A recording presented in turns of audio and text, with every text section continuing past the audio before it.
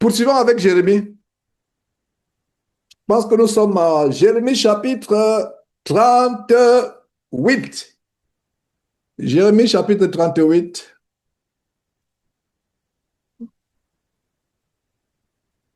La dernière fois, on a vu le- un aspect des tribulations auxquelles était exposé Jérémie, comment il était jeté en prison, comment il a intercédé, il a même demandé au roi d'intervenir à sa faveur. Et et comment le roi l'a maintenu dans la servitude, dans l'emprisonnement, mais ordonna qu'on lui donna chaque jour du pain, un pain de la rue des boulangers, jusqu'à ce que le pain de la ville, tout le pain de la ville fût consommé. Donc voilà, il demeure en prison. Voilà ce qu'on a vu. Et c'est ce qui arrive, mes frères et sœurs, quand on est dans la vérité, on prêche l'évangile, on sera persécuté. C'est ce que le bien-aimé grand frère Paul nous rappelle, inspiré par le Saint-Esprit. Ceux qui veulent vivre pieusement en Christ seront persécutés. Ceux qui veulent vivre pieusement en Christ seront persécutés. Les gens n'aiment pas la vérité dans cette génération. Ceux qui sont dans le mal, c'est ceux qui sont applaudis. Dans ce monde, le méchant est de plus en plus élevé. Nous vivons un temps où, de plus en plus, plus que par le passé, les gens appellent bien mal. Le mal est devenu le bien. Le bien est devenu le mal. Quand vous faites le bien, c'est vous le meurtrier. Quand vous faites le, le bien, c'est vous le meurtrier. Mais ceux qui font le mal, on les encense, on les élève. Regardez, le frère a pris une intervention, a intervenu tout à l'heure, Rudy, tout à l'heure, Loïc plutôt pas Rudy, Loïc. Il est intervenu par rapport à- au film, etc. Regardez ce qui se passe avec Hollywood. Les gangsters sont célébrés. La culture du gangstérisme. Même la télévision fait la promotion du mal de plus en plus. Il y a des séries, des films qui sont là pour montrer à quel point la vie de gangster, c'est une vie agréable. Et beaucoup de jeunes gens sont devenus gangsters à cause des films, que ce soit en Afrique, aux États-Unis, en Europe. Des jeunes gens sont devenus des braqueurs, des jeunes filles sont devenues des prostituées parce qu'elles ont vu des films où les femmes se prostituent. Des jeunes gens sont devenus bandits, gangsters, brigands, parce qu'ils ont vu comment les brigands sont célébrés dans les films. Et grandissant, étant adolescent moi-même, je me, rends, je me rappelle comment certains de nos amis, de nos camarades ont commencé à fumer à cause de l'image, on dirait, les Américains disaient cool, l'image cool que dégagent les fumeurs. Vous voyez sur les panneaux publicitaires dans la rue, on vous montre un cowboy avec son chapeau, il est sur le cheval, il a une posture vraiment de dandy, sa masculinité mise en relief, mais il a une cigarette, c'est qui est un grand mal, quelque chose qui détruit. Les publicités, par exemple, pour le whisky qui détruit le corps, on embellit. Donc, l'ivrognerie embellit, le tabagisme est embelli, et de plus en plus, même aussi aux États-Unis, la marijuana est devenue une plante récréative. Pourtant, il y a des gens qui ont été en prison, condamnés des années aux États-Unis, parce qu'ils ont pris la marijuana. Tous ces gens qui ont été en prison, depuis des années à cause du trafic de marijuana. Mais ils doivent, s'ils font ce qu'on appelle un class action suit, c'est-à-dire que un procès où il y a des milliers de personnes qui attaquent une partie, c'est ça qu'on appelle class action. Je pense qu'ils devraient se réunir pour suivre le gouvernement américain, dire que vous nous avez mis en prison, nous on a pris, tel a pris 10 ans, 15 ans parce qu'on l'a attrapé avec euh, 30 grammes de marijuana dans la poche. Mais maintenant, des années après, la marijuana est devenue plante OK, récréative, recreational marijuana. Donc la marijuana, le chanvre indien récréatif. Non, ce monde marche sur la tête. Peu sont ceux qui marchent encore sur les deux pieds comme vous et moi. Mais le monde, la tête est devenue leur pied. Ça veut dire que ce sont les pieds qui sont en l'air, le cerveau, c'est la tête qui glisse là sur le sol. Voilà comment est devenu le monde. Et nous serons persécutés si nous nous tenons pour la vérité. Vous ne pouvez pas être un combattant pour la vérité et ne pas recevoir les balles et ne pas être attaqué. Que ce ne soit pas des paroles, des calomnies, du mensonge sur vous, des insultes, des menaces de mort, l'atteinte à votre vie, que ce soit sur le plan physique, que ce soit au travers de la sorcellerie. Vous ne pouvez pas. Et voilà donc comment nous commençons l'enseignement avec Jérémie, qui, contrairement à certains prophètes, lui, il a été vraiment persécuté. Comparez Jérémie avec Élisée et avec Élie. Et c'est ça le plan de Dieu. Chacun a un ministère. Dieu peut vous donner un ministère de puissance. Regardez Élie sur le mont Carmel, en train d'égorger 400 prophètes de Baal. Enfin, ce n'est pas sur le monde, c'est lui qui les a menés égorgés. Après le défi qu'il y a eu sur sur le mont Carmel, où il y a eu un challenge. C'est-à-dire que si votre Dieu est vraiment le Dieu, versons l'eau sur du bois, versons autant d'eau que possible et invoquez votre Dieu. Si le feu s'allume, c'est votre Dieu, vos dieux Baal et autres qui sont les dieux. Si c'est après mon évocation, le feu s'allume, c'est mon Dieu qui est le vrai Dieu. Il a gagné le challenge. On voit donc comment Élie a opéré des miracles. On voit comment il était puissant. On voit comment Élisée, son successeur, a opéré les mêmes miracles, comment il a ressuscité le fils de la Sunamite, comment euh, il a même fait revenir un marteau. Des forgerons étaient en train de couper les arbres. La tête de la hache a sauté, elle est tombée dans l'eau. Il a supplié Dieu qu'il servait. Et la hache est revenue, survolant. Ces forgerons étaient affligés, vraiment notre outil. Et à l'époque, ce n'était pas comme aujourd'hui, on peut trouver facilement une hache. Avoir une hache, c'était une petite fortune. Et donc, ils ont fait des miracles. Mais Jérémie, lui, c'était quoi? Est-ce que il faisait autant de miracles que Élie Élisée? Non. Qu'est-ce que veut dire? C'est que il y a des ministères de persécution, il y a des ministères de miracles, ça dépend. Tout peut être ensemble. Et prenons le cas d'Étienne. Hein, Jean et Pierre se lèvent, ils évangélisent. Pierre se lève le jour de la Pentecôte, 3000 personnes sont converties. Étienne se met devant le peuple, il évangélise, il parle de là étant mort.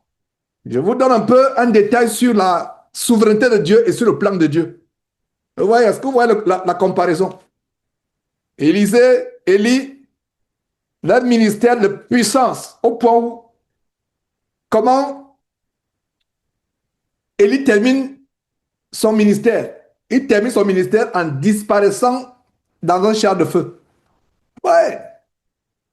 Dans toute la gloire, c'est un avant-goût de l'enlèvement. C'est-à-dire que c'était un avant-goût de l'enlèvement. Et je vous annonce déjà que Élie n'est pas monté au ciel. S'il vous plaît. Si quelqu'un vous enseigne qu'Élie est monté au ciel, c'est un mensonge. Personne n'est monté au ciel, dit Jean chapitre 3. Si ce n'est celui qui est descendu du ciel, le Fils de l'homme qui est dans le ciel. Marie n'est pas montée au ciel. Catholique, si vous êtes en train de suivre sur Facebook actuellement, ne me crucifiez pas, je dis la vérité. Marie n'est pas montée au ciel. Le précurseur qui est entré au ciel, c'est Jésus-Christ. Avant Jésus-Christ, personne n'est monté au ciel. Enoch n'a pas été enlevé. L'enlèvement, Enoch n'a pas été enlevé pour se retrouver au ciel. La Bible dit que Enoch fut enlevé pour qu'il ne vit plus la mort.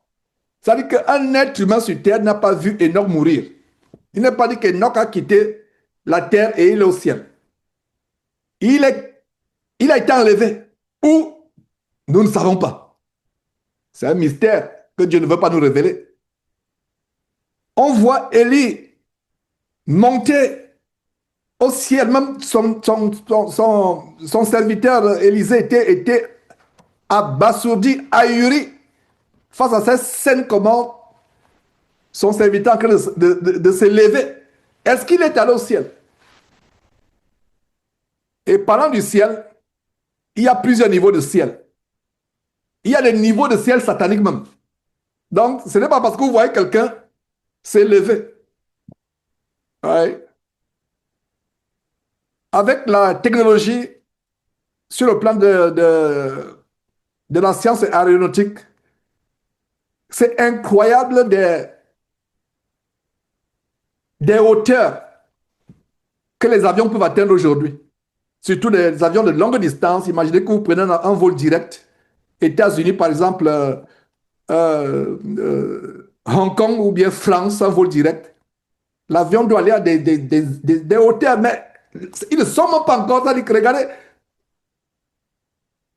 est-ce que c'est le ciel? L'avion n'est pas, l'avion n'est même pas, l'avion n'a même pas dépassé la couche atmosphérique. C'est même pas possible. Donc, je dis ceci.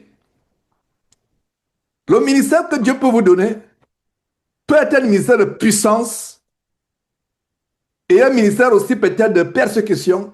Ça peut être soit la persécution seulement, soit la puissance seulement et vous ne manifestez pas la persécution, mais ce n'est pas à vous de demander. Dis seulement, Seigneur Dieu, que ta volonté soit faite dans ma vie. C'est un détail que je voulais donner. Parce qu'on va dire, mais pourquoi Dieu a abandonné? Et des histoires comme celle-là peuvent mettre la perturbation, la confusion dans les chrétiens nouvellement convertis. Mais pourquoi Dieu a laissé Jérémie souffrir? Pourquoi Dieu a laissé son fils Jésus-Christ mourir? C'est la même question qu'on a se poser. Oh là là!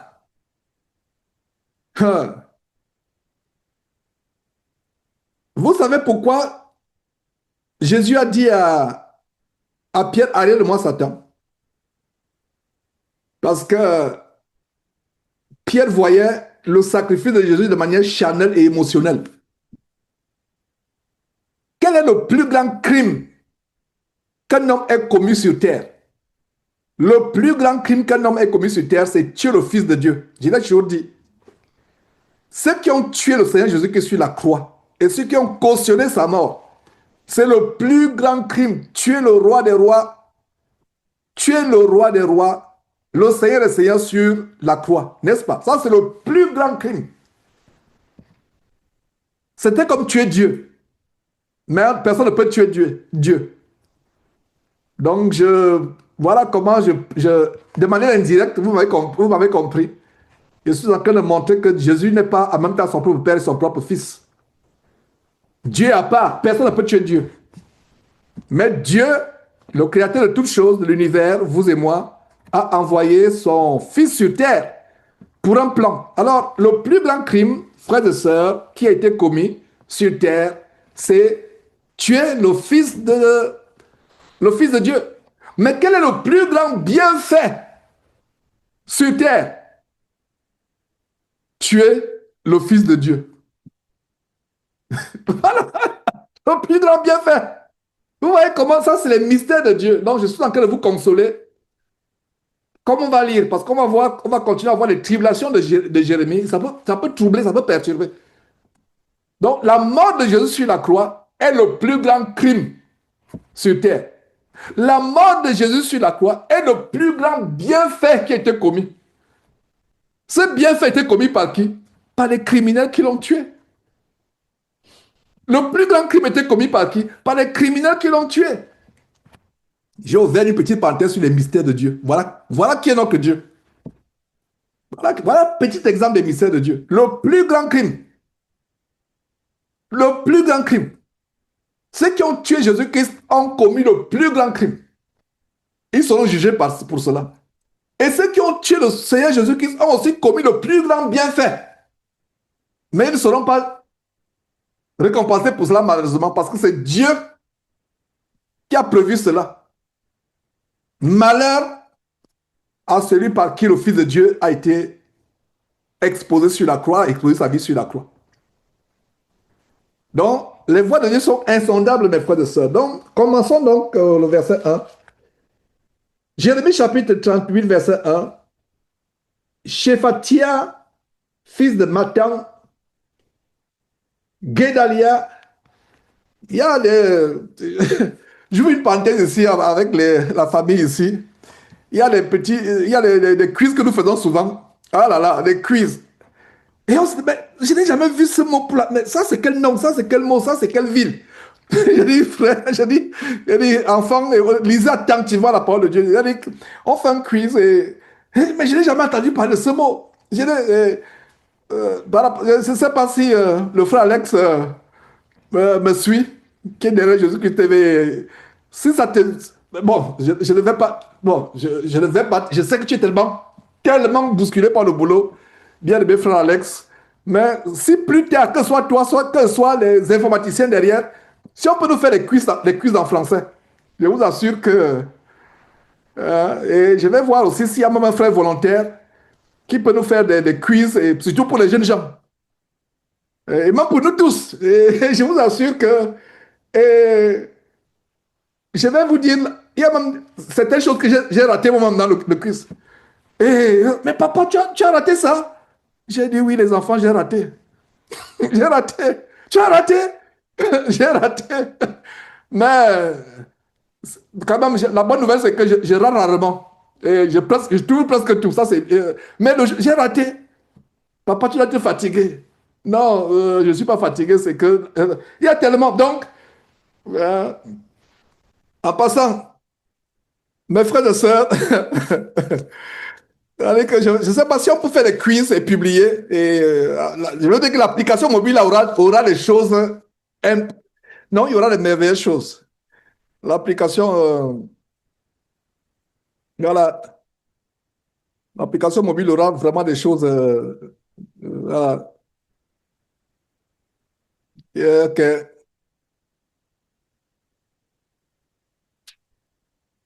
Donc, ces mots-là, voilà, Sépatia, Matan. Imagine qu'on vous donne un quiz. Qui était Matan dans la Bible? Matan, mais Matan, c'est qui? Donc, quand vous lisez la Bible, rappelez-vous cela. Guédelia, Pachur, Pachur encore on connaît, Makija. Donc, tous ces détails-là, ce n'est pas par hasard. Ce n'est pas par hasard. Voilà, voilà. Et en passant, je ne sais pas, est-ce qu'un frère connaît, sans ouvrir votre Bible, comment s'appelle le père de Jérémie final? Si vous connaissez, levez la main. Voilà, je vois une main déjà levée. Voilà, je vois une deuxième main. Voilà, bon, ok, bon, ne levez plus les mains. Voilà, voilà. Par exemple, voilà. Hein, hein, Ilkija, voilà. Hein, on va maintenant dire, il était de quelle ville? Hein, la réponse est dans la tête. Ouais. Donc, dans tous les détails. Non, lisez attentivement, prenez le temps. Et jeunes gens, et jeunes couples. Il y a pas mal de jeunes couples ici. Ils sont encore, peut-être, ils ont un, deux, trois enfants. Ils sont jeunes. Pendant que vous avez le temps, lisez beaucoup la parole de Dieu. un moment viendra où vous n'aurez plus le temps. Lisez abondamment la parole. Donc, ces quiz, c'est pour susciter l'intérêt pour les enfants de lire la Bible. Et généralement, ça dit que si on peut avoir nos quiz nous-mêmes, ce serait, il y a les quiz. Il y a les vidéos là, les quiz, et il y a le compte, on vous donne 10 secondes.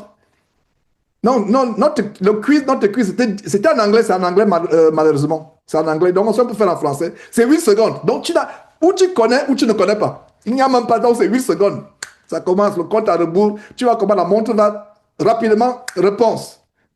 Chacun donne sa réponse. Chacun donne sa réponse. Chacun donne sa réponse. Je pense que ce serait intéressant. Ce serait intéressant. Je n'ai pas le temps de tout faire. Donc, si un frère est volontaire, on peut faire une émission particulière, quiz de Jésus-Christ TV. Une fois peut-être par semaine. Les frères sont là, online. Ils sont là. Voilà. Ça nous amène à lire. Et comme ils disent aux enfants, ce n'est pas la concurrence. Et il n'y a pas la concurrence parmi les frères et sœurs. Nous apprenons. C'est pas, oh, moi je connais. Non, non. Si vous avez ces pensées-là, c'est des pensées d'orgueil, c'est des pensées charnelles. Hein? Si vous ne connaissez pas, c'est pas grave. C'est pas, c'est pas grave. Par exemple, si vous donne un quiz, je pose un quiz, il y avait un disciple, il y avait un disciple de Jean-Baptiste qui est devenu un disciple de Jésus, un apôtre de Jésus. Quel est son nom? Par exemple, qui c'est? Un disciple, un disciple de Jean-Baptiste. Waouh! Larry, c'est impressionnant. Débloque ton micro, je vais t'écouter. Donne la réponse. Il y avait deux, c'est Andrew et Andrew, le frère de Waouh! Pierre. Voilà, voilà. Donc voilà comment. Non, ça c'est merveilleux, c'est merveilleux. Ça c'est merveilleux. Larry, je suis impressionné, c'est bon, c'est bon. Donc c'est André devenu. Donc voilà comment Jésus a arraché. Je parle comme les faux pasteurs. Jésus a arraché le disciple il a arraché. Il y avait des gens. Jean-Baptiste avait ses disciples. Donc André était le disciple de Jean-Baptiste. Il allait avec Jean-Baptiste. Quand Jésus l'a vu, il a dit à Jean-Baptiste, c'est quoi? Non, moi je vais plutôt. Est-ce qu'ils sont bagarrés? Ils ne sont pas bagarrés. Ah, donc il y a des petits détails comme cela. Et je ne m'attendais pas à ce que quelqu'un parmi nous réponde parce que c'est des détails où quand on lit, votre intelligence n'est pas focalisée là-dessus. Parce que vous voyez, c'est un exemple, je n'ai pas dit ça pour vous prendre au piège, frères et sœurs.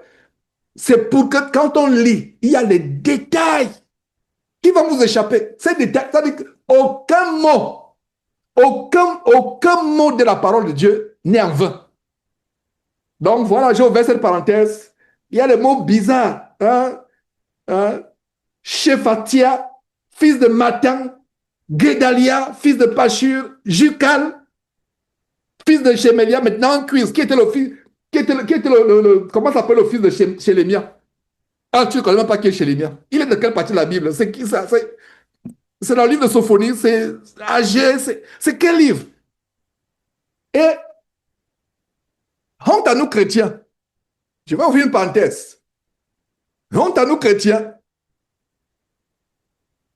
Les musulmans maîtrisent le Coran par cœur. Ils ne comprennent pas. Ils ne savent pas ce que c'est. Mais ils récitent quand même. Honte à nous. Je me rappelle quand je ne sais pas si j'ai parlé de cela, le choc que j'ai eu quand j'ai quitté l'université de Yaoundé, qui était une université tellement difficile, la faculté de droit était tellement difficile. Donc, ayant passé 3 ans sans reprendre une seule classe, je vais à Dakar, je me dis que je suis tellement intelligent. Oh là là! Quand j'arrive à Dakar, je me rends compte que je suis un zozo. Non, j'ai eu l'intimidation de ma vie. Je n'ai jamais été intimidé comme cela. J'arrive comme cela. Le premier jour, c'était la maîtrise maintenant, ce n'était plus la licence. Le premier jour, les enfants, les gens te récitent le droit, ils mémorisent. J'étais intimidé, Après, je me suis dit, je vais me mettre dans leur école. Je vais aussi mémoriser. Oh, ça m'a aidé. Donc, jeunes enfants, quand vous m'écoutez, ne soyez pas paresseux. Mémorisez. Commencez par mémoriser la Bible. Et je leur ai demandé, mais pourquoi vous ici, vous êtes plus intelligent? Moi, je pensais qu'au Cameroun, on était plus intelligent, mais ils ont dit non, nous, mémoriser, c'est naturel. Elle dit, comment ça, c'est naturel? Je ne faisais pas de rapport. Il me dit, non, nous, c'est le Coran depuis 3 ans, 5 ans, là. On est assis là, et c'est ce que je voyais dans les quartiers. Un enfant, jusqu'à ce que quand il veut dormir comme ça, on le tape. Incroyable, les enfants sont torturés pour mémoriser.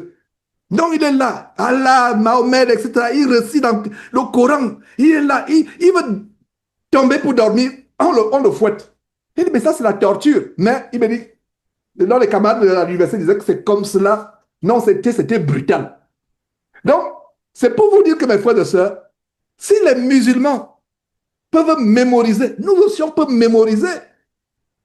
Et la meilleure manière de mémoriser pour nous, ce n'est pas comment ça, hein, au commencement, Dieu créa la terre et là.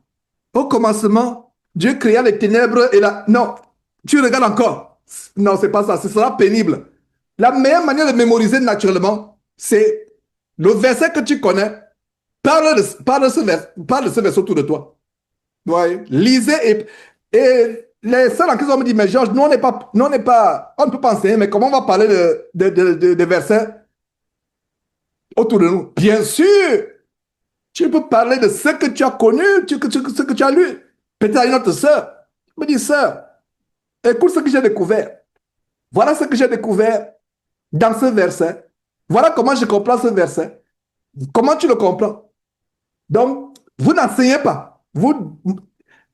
Surtout, soyez encore, ce serait prudent de le faire avec d'autres sœurs comme vous. Parce que cette ligne est facile à traverser. La ligne où une femme se met à enseigner, elle est facile à traverser. Vous la traversez sans vous en rendre compte. Donc, mémorisez. Ouais, prenons le temps pour mémoriser. Prenons le temps pour lire la Bible. Et il y a une méthode, par exemple, il y a des secrets de la mémorisation. Il y a des études, par exemple, les études de droit et autres. Si vous ne mémorisez pas, vous n'avez pas mémorisé, mettez déjà une croix. Ce n'est pas fait pour vous. Même chose avec la médecine. Si vous ne mémorisez pas, ce n'est pas fait pour vous. Donc, mémoriser, ça s'apprend. Et pour mémoriser, il faut mémoriser de manière active. Mémoriser de manière active. Je dis souvent aux enfants ici, c'est-à-dire que je ne tolère pas quand un enfant suit un cours et il n'y a pas, il suit un cours, il est assis, il suit une vidéo par rapport à leur programme. Non, tu dois constamment avoir quelque chose avec toi de manière engagée, de manière active. Tu écoutes et tu prends des notes. Il y a quelques sœurs que je vois faire ça, quelques personnes que je vois faire ça ici, de manière engagée. Et tu prends tes notes et tu reviens sur tes notes, etc. Tu essaies de comparer avec ce que tu as compris et c'est-à-dire que tu en parles. Tu en parles. Je me rappelle, il y a plusieurs années, quand c'était la torture de plusieurs années, j'étais au law school, c'est-à-dire l'école des avocats ici. Et il y a un moment, j'embêtais mon épouse, je lui dis, écoute, je vais te, ok, tu es maintenant, tu es le juge, c'est moi l'avocat. Tu es le juge. Donc je commence à lui parler, elle ne comprend rien, mais elle était fatiguée, oh là là, que je la fatigue. Voilà, donc, ouais, c'est ça, il faut être engagé. Et maintenant, revenons sur la parole de Dieu qui nous intéresse, parce que les connaissances du monde, avocat, médecine, droit, ça c'est passager. Ce qui est plus important, c'est la parole de Dieu. Donc, revenons sur la parole de Dieu. C'est la même stratégie. C'est la même stratégie. Ouais. Imaginez-vous que vous avez lu la parole de Dieu et supposez, dites-vous que bon, je suis en train d'enseigner aux frères. J'enseigne ce que j'ai appris. Par exemple, il y a beaucoup de stratégies pour mémoriser. Mémoriser n'est pas difficile. Quand il y a la passion, vous retenez. Quand il y a la passion, vous retenez. Vous n'êtes pas d'accord avec moi? Je vais prendre l'exemple. Des Africains qui n'ont jamais parlé l'anglais, mais ils connaissent les chansons de Michael Jackson. Ils connaissent. Même s'il faut dire ce qui n'est pas correct. Je me rappelle quand j'étais enfant au Cameroun, et quand on suivait Michael Jackson, lui, c'est maintenant que je me rends compte qu'il disait Thriller, Thriller, Thriller. Mais les gens au Cameroun disaient Pilé, Pilé. Donc les gens quand même, c'est-à-dire qu'ils mémorisaient les lignes, même si ce n'était pas correct. Parce qu'ils aiment. Ils chantaient dans les concerts scolaires au lycée. Au lycée, les gens chantent Michael Jackson. Ils n'ont jamais parlé anglais, mais ils chantent Michael Jackson. Un peu les mots. Il dit Pilé, les gens suivent. Les gens dansent. Voilà un exemple pour vous dire que la passion fait qu'on mémorise. Donc, si les gens peuvent chanter Michael Jackson en disant Pilé, alors que c'est Thriller, Thriller c'est quelque chose d'effrayant, etc. Pourquoi nous, on ne peut pas mémoriser la parole de Dieu? Ils chantent. Les Madonna et autres, les gens chantent. Je parle des francophones, je ne parle même pas des anglophones. Ils chantent Madonna. De A à Z. Ils chantent. Un Américain, une Américaine va suivre un Africain chanter Madonna, un Africain francophone chanter Madonna. Il va dire que mais, je connais cette chanson, mais je ne comprends aucun mot de ce que vous dites. Je connais cette chanson, mais c'est Madonna que vous chantez, mais je ne connais aucun. À cause de quoi? À cause de la passion. Conclusion, si vous êtes passionné pour la parole de Dieu, vous allez la mémoriser. Ça, c'est le problème. Alors, je pense que vous êtes convaincus. C'est-à-dire que si vous n'êtes pas passionné, c'est-à-dire que vous ne pouvez pas mémoriser la parole de Dieu si vous n'êtes pas passionné. Passionné. Je vous parlais par exemple des quiz. Ces quiz-là, je vous assure que ça augmente l'intérêt des enfants. Ah, oui, comment j'ai raté cela? Prochainement, je ne vais pas rater.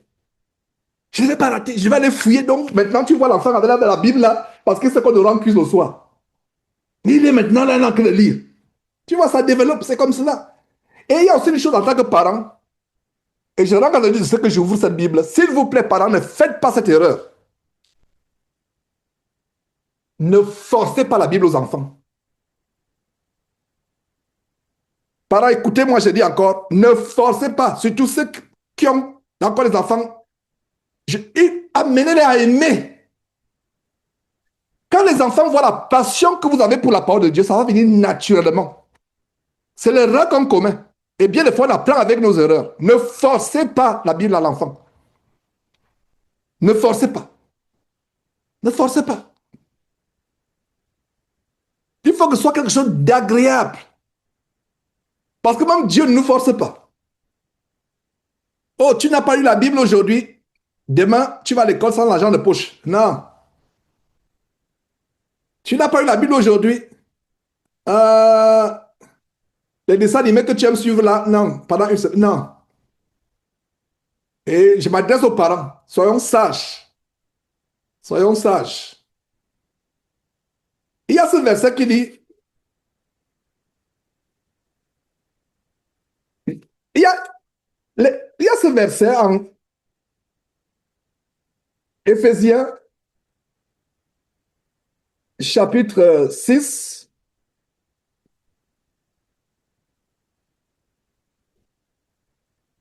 Il y a deux parties de ce verset. On aime bien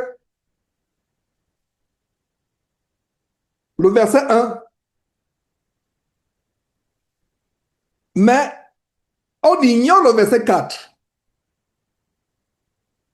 On aime bien le verset 1 à 3, mais on ignore le verset 4. J'ouvre une parenthèse par rapport aux parents. Éphésiens chapitre 6, enfants, obéissez à vos parents selon le Seigneur, car cela est juste. Honore ton père et ta mère, c'est le premier commandement avec une promesse, afin que tu sois heureux et que tu vis longtemps sur la terre. Les parents aiment ce verset. Mon fils, viens lire. Tu me désobéis, viens lire ici, viens lire. Viens lire. Viens voir, lis. Et tu prends une voix, tu commences à gronder l'enfant. Tu le forces à lire. Enfant, obéissez. Non, mais alors que pendant que tu dis à l'enfant, enfant, viens lire. Tu as que de faire quoi? Verset 4. Et vous, pères, n'irritez pas vos enfants. Juste et tu as que de faire le verset 4 en forçant l'enfant de venir lire. Viens lire comment la Bible dit d'obéir aux enfants et tu as que l'irriter. que Dieu nous donne la sagesse pour que nous n'irritons pas nos enfants. Ça ne veut dire pas qu'on doit tolérer. Non, ce n'est pas ce que je veux dire. Quand l'enfant a besoin de te corriger, il faut le corriger. Mais en corrigeant l'enfant, parce qu'il y a des fois, tu corriges l'enfant ne comprend même pas pourquoi tu l'as corrigé. Ça veut dire que ta correction, tu l'as hérité plus tôt. Imagine que l'enfant a menti à l'école. L'enfant a volé. L'enfant a frappé. Ton enfant a frappé l'enfant du voisin. La correction, il sait qu'il a fait quelque chose de mauvais. Aïe. Alors, ce verset dit que, et vous, pères, n'irritez pas vos enfants, mais élevez-les en les corrigeant, en les instruisant dans le Seigneur. N'irritez pas vos enfants. Notons très bien ce verset. N'irritons pas nos enfants. Donc, on peut les irriter en brandissant la Bible comme étant une punition. Amenons les enfants à aimer la Bible naturellement. Avoir de l'amour pour la Bible. Parce que si un enfant a de l'amour pour la parole de Dieu, il a la passion pour la parole de Dieu, ça viendra naturellement. Développer. Je ne veux pas dire le jeu biblique. Le mot jeu, c'est un mot qui est anti-biblique. C'est un mot mondain, le mot jeu. Les Américains sont friands, ils sont forts. Jeopardy, c'est un mot là où il y a les mots, les questions d'intelligence, etc. Non, c'est pour ça que je n'aime pas le mot jeu. Mais utilisons ce mot entre parenthèses. Soyez innovants avec les jeux entre parenthèses. Et ça, c'est bien depuis qu'ils sont petits. Ils grandissent. Et que ce ne soit pas la concurrence entre eux. Si vous avez plusieurs enfants, il y aura parmi eux un qui ne trouve même pas une réponse. Tout est faux, faux, faux, faux, faux. Non, il faut l'encourager. Dire que non, c'est bon déjà, ça va venir, etc. Encourager. Et Colossiens va plus loin. Colossiens nous donne une révélation tellement grande. Pourquoi on ne doit pas irriter nos enfants? Vous voyez comment la Bible se complète. Paul écrivant aux Éphésiens, dit quoi? Éphésiens chapitre 6, verset 4. Et Père, n'irritez pas vos enfants, mais élevez-les en les corrigeant et en les instruisant selon le Seigneur. Colossiens va plus loin. Colossiens chapitre 3 va plus loin en nous montrant pourquoi on ne doit pas irriter les enfants. Et laissez-moi vous dire, mes frères et sœurs, oh là là, nous parents chrétiens, prions que Dieu nous donne la sagesse dans nos rapports, non seulement avec nos époux et nos épouses, mais avec les enfants. Regardez Colossiens chapitre 3. Que dit Colossiens chapitre 3? Lisons le verset 20. Colossiens chapitre 3, verset 20. Enfants, obéissez en toutes choses à vos parents quand cela est agréable. Nous, les parents, nous aimons cela. Enfants, aujourd'hui, je prends votre défense pour une fois. Nous parents, nous aimons cette partie-là.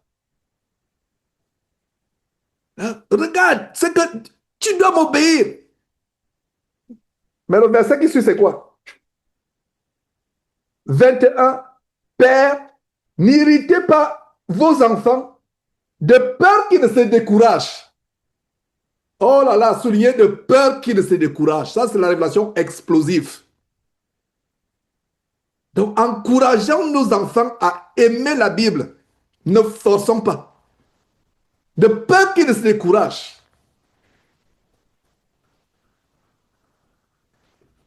La petite fille qui ne porte pas, qui n'aime pas porter les robes. Maman, ne force pas. Montre-lui pourquoi c'est bon. Je vous ai parlé de l'exemple d'un papa américain tourmenté. Oh là là, ce papa américain-là, lui-même, il m'a traumatisé.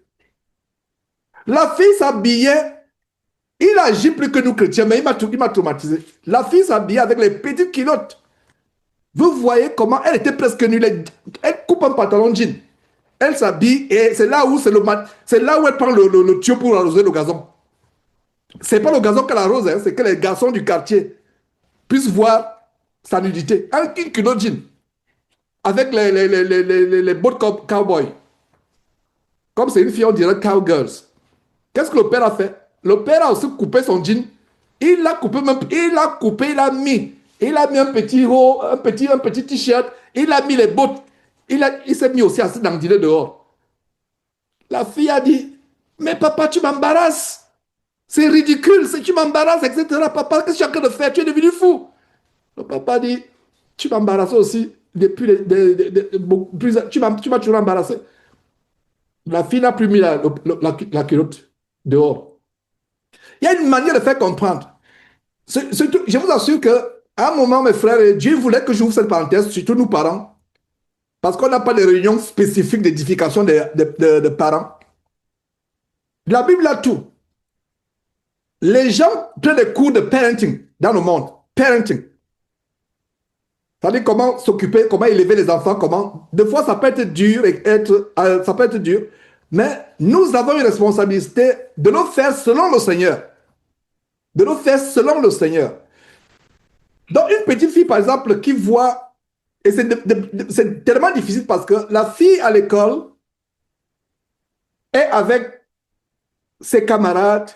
Votre enfant n'a pas de téléphone portable à l'école, mais à 7 ans, 6 ans, toute la classe, ils ont leur téléphone portable et votre enfant n'a pas. Votre enfant ne porte pas les bijoux, surtout les jeunes filles. Elle peut être choquée, elle peut être, surtout si vous venez de vous convertir. Parce que c'est même encore bien quand on commence, l'enfant naît, l'enfant vous voit déjà vous habiller, longue jupe, vous voit la tête quand vous priez. Mais imaginez-vous que vous vous habillez comme qui ça? Quelle personne que je vais prendre que je... Bon, je parle de ma génération. Une personne s'habille comme Madonna. Je ne sais pas si elle fait sur la musique. Bon, bref, je prends un exemple de ma génération. Vous vous habillez plus que Madonna. Vous vous habillez, je ne sais pas, comme une artiste de coupé décalé, ou bien, je ne sais pas, une chanteuse de Koffi Olomide. Et vous vous convertissez à Christ.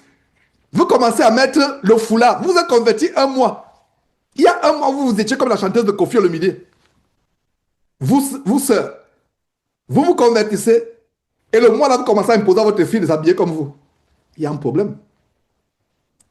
Non seulement il est d'abord choqué de qu'est-ce qui t'arrive, maman, mais qu'est-ce qui t'arrive? On ne te reconnaît plus. Tes cheveux étaient teints, tu avais la punk là, etc.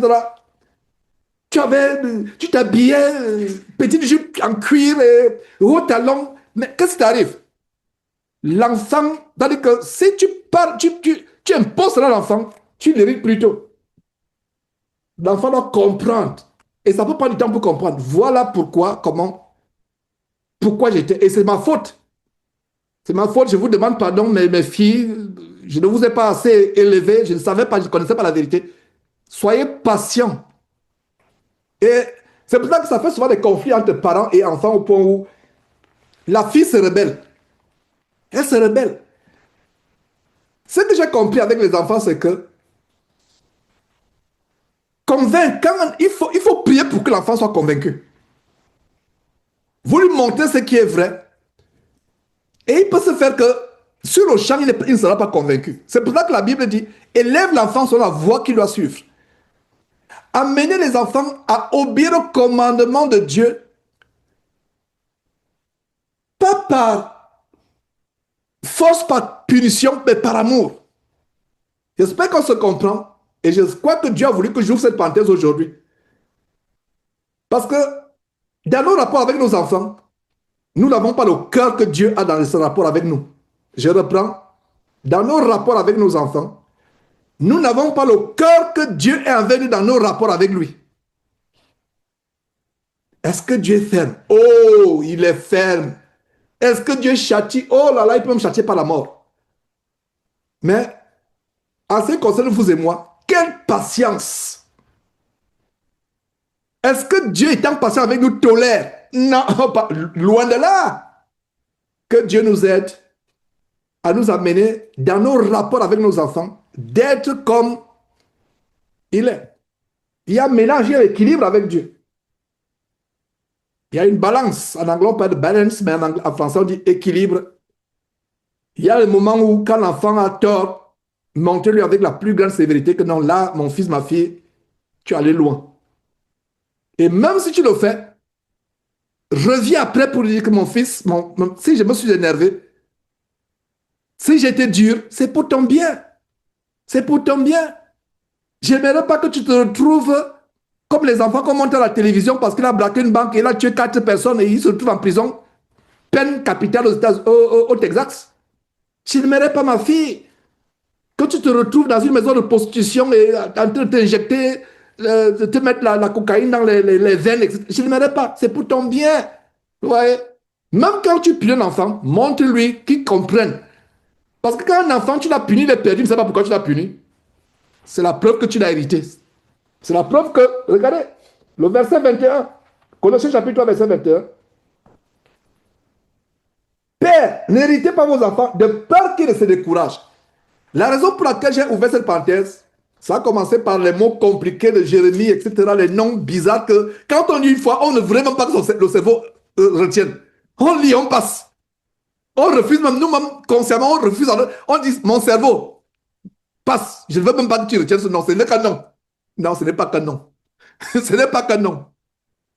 Ce n'est pas qu'un nom. Des fois, tu sais pourquoi ce n'est pas qu'un nom? Il y a des chrétiens, j'en suis persuadé, qui ont donné un nom à leur enfant parce que c'est la mode, c'est tendance.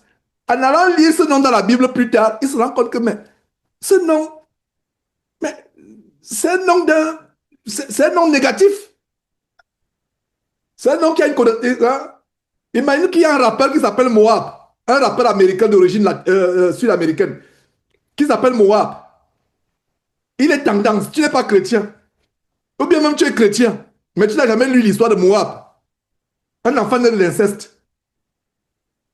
Et maintenant, quand l'enfant va naître, l'enfant commence à poursuivre ses cousines ou ses sœurs, c'est Moab qui a que d'agir.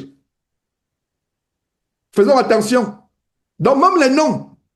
Vous voyez, donc le nom n'est pas. Ça, c'est un exemple que j'ai pris. Il y a plusieurs exemples pour même les noms. Donc, il ne faut pas dire à votre cerveau que non, mon cerveau, chez Fatia, c'est qui là? Non, je passe. Je veux voir ce qui s'est passé réellement sur projet. Non, ça, c'est pas important. C'est important. Alors, c'est comme ça que j'ai ouvert la parenthèse. Et je vous ai donné le témoignage comment Dieu a mis dans mon cœur avec les enfants de vraiment de les amener à aimer la parole de Dieu. De les amener à aimer. C'est-à-dire que exactement comme Dieu se comporte avec nous. Et c'est ce que je nous conseille. Que Dieu nous aide à amener les enfants à aimer la parole de Dieu. N'imposons pas. Même l'heure de prière. Il y a des fois, comme par exemple, je vous prends un exemple. Je vous prends un exemple. Janelle actuellement en train de dormir. Pourquoi Janelle est en train de dormir actuellement pendant que je suis en train d'enseigner? Elle a passé toute la nuit, je vous assure que cet enfant a... C'est-à-dire qu'elle a tellement de cheveux. C'est-à-dire que c'est une peine de prendre soin de ses cheveux. Mais on ne peut pas couper aussi. C'est une... Elle a elle-même, des fois, sa maman l'aide. Même s'il y a 4 personnes sur la tête, les 4 personnes, s'il y a 8 mains sur la tête, ce n'est pas suffisant. Ce n'est pas suffisant. Donc, elle a dormi, je ne sais pas, 5 heures ou 6 heures du matin, fini, je ne sais même pas si elle a fini. Elle a fini? Non, pas du tout. Pas encore. Elle a fini. Voilà, je vois une main qui se lève là, elle a fini. Oh, Dieu soit loué, elle a fini. Moi, ça me fait la peine. Donc, imagine que pendant qu'elle fait les cheveux, non, Janelle, nous, on a la prière là, viens t'asseoir, etc., etc. Non! Ah, ah. Laisse l'enfant dormir. L'enseignement, ça va publier, va suivre. C'est comme ça. Est-ce qu'on voit un exemple? C'est comme ça. Il n'y a pas de problème. Elle a dormi à 5 heures du matin. Tu ne vas pas maintenant faire l'enfant. Elle sera là. Elle sera affligée. Elle sera triste. Cette parole-là, non. Ça veut dire qu'elle va détester la parole. Oui, c'est un exemple. C'est pour ça que j'aime souvent prendre l'exemple. Je mets souvent cet enseignement avec les exemples me concernant. Voilà un exemple. Elle n'est pas avec nous actuellement, elle est en train de dormir. Un enfant dort à 6h, 7h du matin parce qu'elle fait les cheveux. Et 2 heures après, viens t'asseoir là. Mon ami, tu es un dictateur. Tu es un dictateur. Ça devient maintenant comme la religion, ça devient une secte, ça devient... Oh, oh là là. Vous savez pourquoi? Qu'est-ce qui se passe? On me dit que Chanel est là à côté de toi. Donc elle-même, elle est revenue. Je savais qu'elle dormait, donc, vous voyez, donc elle-même. Donc je me disais qu'elle dormait. Et on me, donc, on m'a laissé parler, aucun signe. Donc la main, le pouce là que j'ai vu, c'était son pouce. Ok. Donc pour moi, je pensais qu'elle dormait. Vous voyez mes frères, voilà un exemple. Je pensais qu'elle dormait. Et elle-même, elle est venue. Je n'ai même pas vu quand est-ce qu'elle est venue. Parce qu'on a laissé le temps de dormir. Non, lève-toi même jusqu'à 14 heures. C'est un exemple. Donc voilà, bon, c'est un miracle parce que dormir à 6h, 7h, 6h, 7h du matin et 2 heures après s'asseoir là. Bon, ok, Dieu soit loué. Donc pendant que je parlais, je pensais qu'elle dormait. Maintenant, je ne comprenais pas. Ok, donc bref. Mais ça n'exclut pas mon témoignage. À savoir que mon témoignage, c'est que c'est même pas un témoignage, ça dit que mon exhortation plutôt, c'est ça que je voulais dire mon exhortation. C'est que n'imposons pas la parole. Même si nous l'avons fait par le passé, ne le faisons plus. Nous devons prier chaque soir, etc. Même si l'enfant n'est pas prêt, il n'y a pas de problème. Dis non, ok, c'est bon. C'est bon. Chaque matin, chacun devait me donner 2 points, les 10 points qu'il avait lire, etc. Non, il y a des jours, je ne demande même pas. Des jours, je dis ok, c'est bon. Vous avez dormi tard et vous avez une journée chargée, c'est bon. Vous voyez, donc c'est des stratégies pour que l'enfant aime la parole de Dieu. N'imposons pas. N'imposons pas. Et Dieu a voulu que j'ouvre cette parenthèse. Je pense que ça va bénir un parent parmi nous. Au moins un. N'imposons pas. Amenons les enfants à aimer la parole de Dieu. Ne soyons pas des dictateurs. Dieu, si Dieu était un dictateur, personne ne pécherait. Ça veut dire que tu commences à regarder les choses sur Internet, la pornographie, tes yeux se pèsent sur le champ. Tes yeux se pèsent sur le champ. Tu suis les musiques d'Ariana Grande. Tes oreilles, tu n'entends plus. Tu entends seulement un boum dans ta tête. Et tu te rends compte que ce n'est plus tout est chouing, comme on dit au Gabon. Tu n'entends plus. Tu prends tes pieds là pour aller chez les prostituées, tes pieds se cassent. Tu commences à ramper. Tu veux continuer à ramper, les mains se cassent même, tu ne rampes plus. Tu veux maintenant continuer avec comme le serpent ramper sur le ventre explose. Voilà. Parce que Dieu voudrait que il te laisse aller chez les prostituées, il te laisse voir les mauvaises choses sur Internet, il te laisse suivre les musiques mondaines. Il te laisse pour que toi-même tu arrives au point où tu dis, oh, qu'est-ce que j'écoutais? Qu'est-ce que je voyais? Que voyais-je? Qu'écoutais-je? Et tu te repens. Voilà comment Dieu agit. Est-ce que nous agissons comme ça avec nos enfants? Non. C'est vrai qu'il faut la discipline, on doit imposer la discipline. C'est un peu compliqué ce que je suis en train de dire, parce que je n'aimerais pas que ça maintenant le laisser aller. Oh, comme Georges a dit maintenant, oh, hein, tu veux regarder tes dessins animés sur la tablette? Oh, ma fille, prends, regarde. Ce n'est pas ce que je suis en train de dire. Ce n'est pas. Il faut la balance. Il faut la balance. Et je vous ouvre la parenthèse par rapport à la parole de Dieu.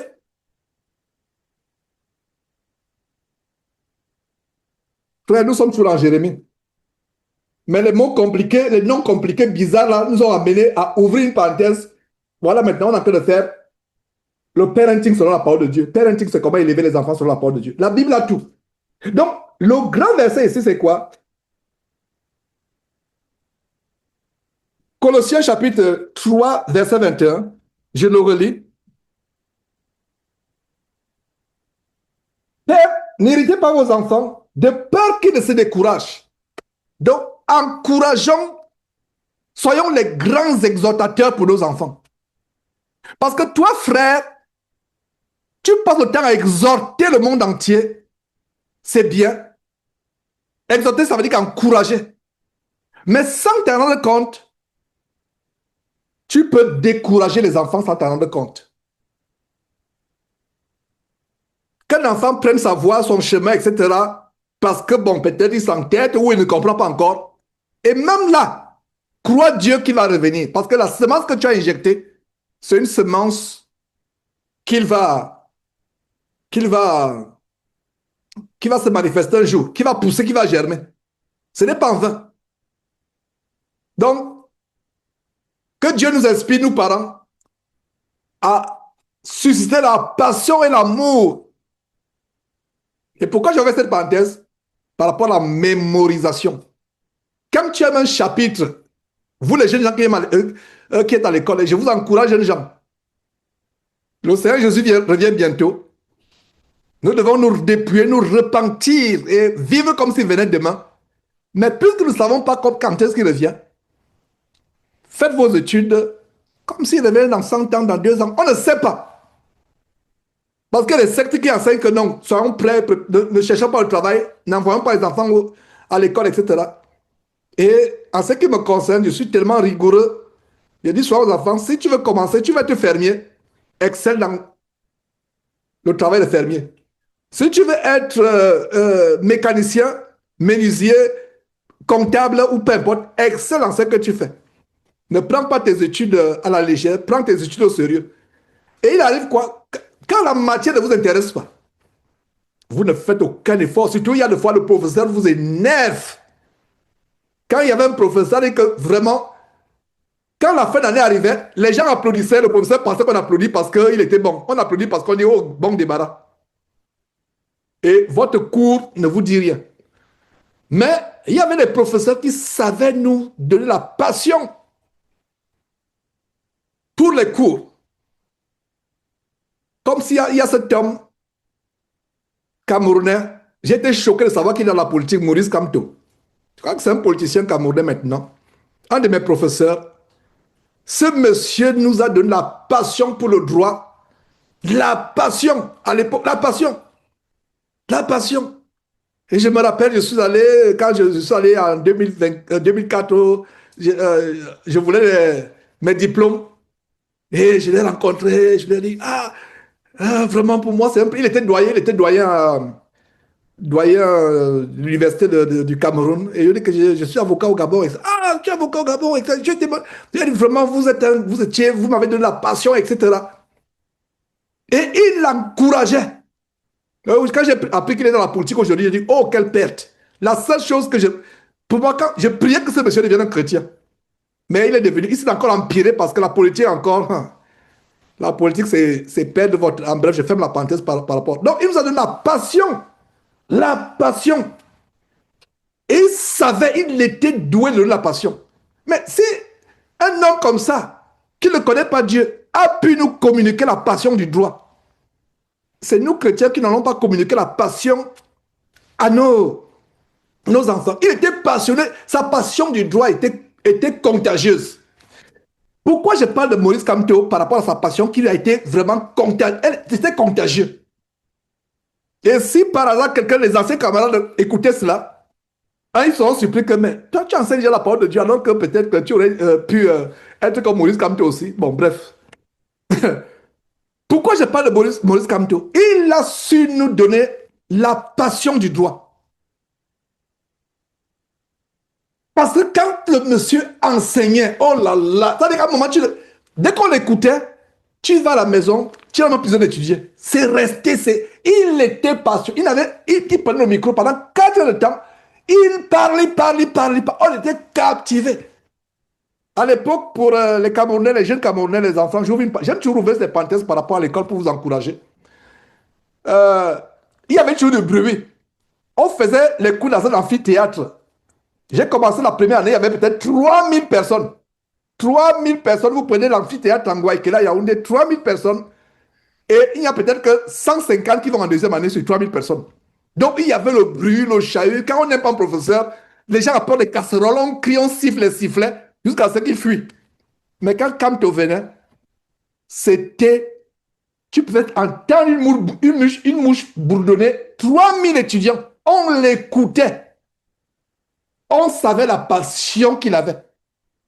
Pourquoi je parle de lui? Voilà la raison pour laquelle je parle de lui.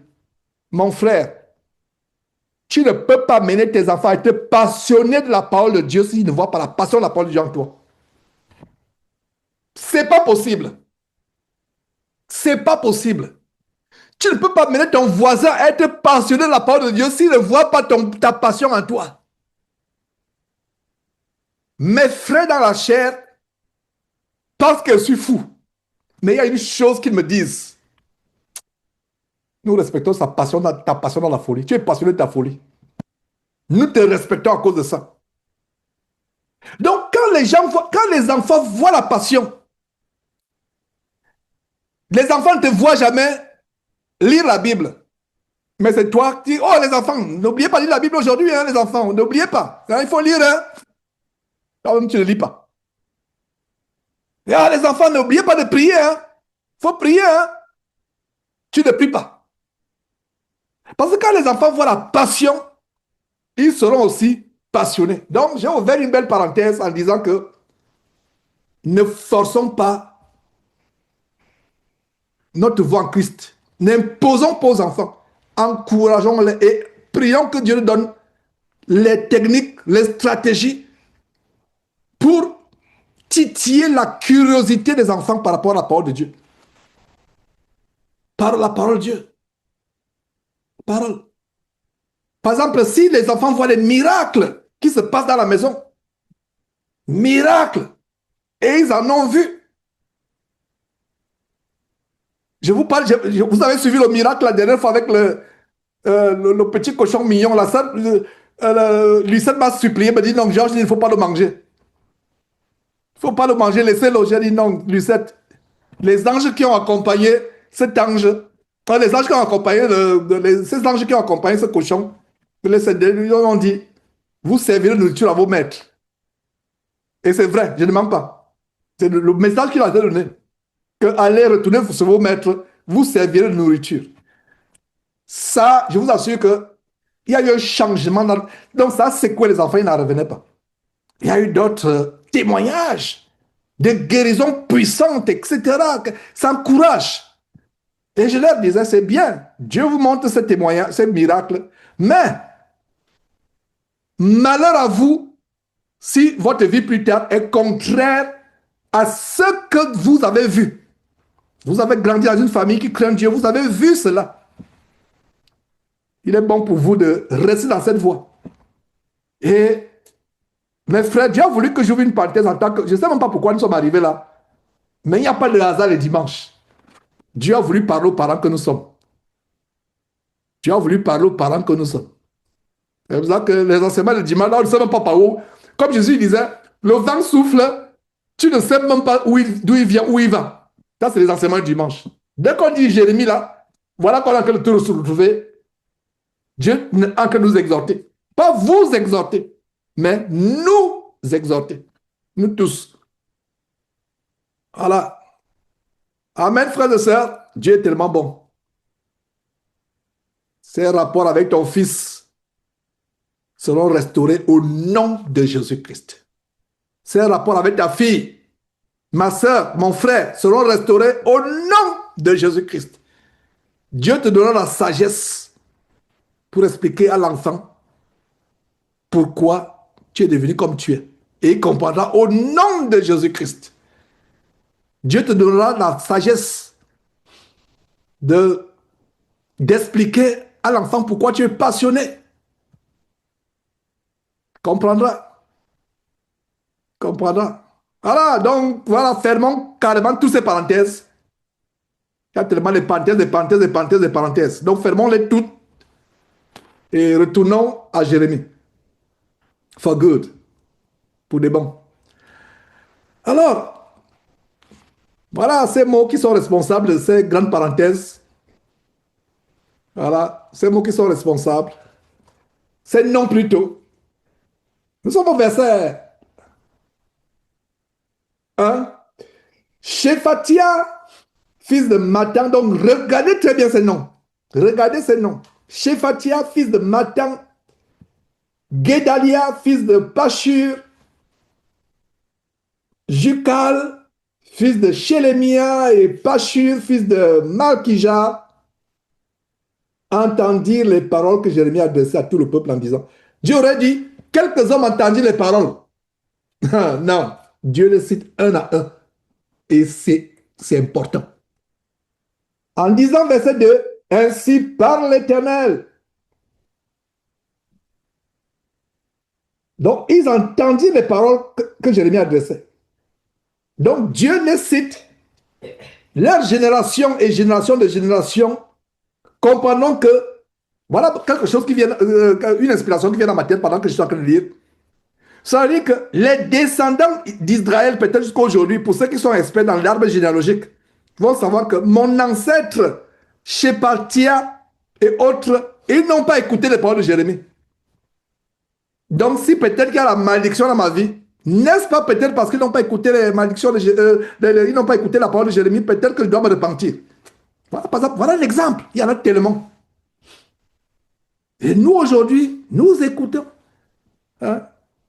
Je ne m'aurais pas donné euh, euh, le nom de Shephatia à mon enfant. Tu vois, Shephatia. Ah, c'est le nom d'un rebelle. J'aimerais plutôt donner Simon-Pierre, par exemple. Voilà. Paul. Malgré le fait que Paul est devenu tellement vulgaire qu'il y a des gens, quand je vois le nom, là, il s'appelle Jean, il s'appelle Paul. Il dit, oh, ces noms sont devenus non plus de sens. Mais quand même, quand toi, chrétien, Dieu te bénit avec un enfant ou une fille, un enfant, un garçon ou une fille, quand le Paul que tu donnes là, ce n'est pas le Paul qui est vulgaire, c'est-à-dire que ça a une signification. Tu dis, Seigneur Dieu, tu m'as béni avec un fils. Je vais l'appeler Paul, même s'il y a 1000 Paul. Au quartier, il y en a combien? Tu peux dans un quartier. Des fois, on dit Paul. Tu appelles ton enfant, il y a quatre voisins, les enfants de quatre voisins qui sont dans la cour. Quatre Paul. Mais toi, quand tu donnes le nom de Paul, tu sais en tant que maman, en tant que papa, que mon Paul là, c'est le Paul qui était Saül ou Saul de Tars. Mon Simon Pierre là, c'est mon André, mon Mathieu, mon Luc. Ce n'est pas le Paul Luc, il est spécial. Vous voyez?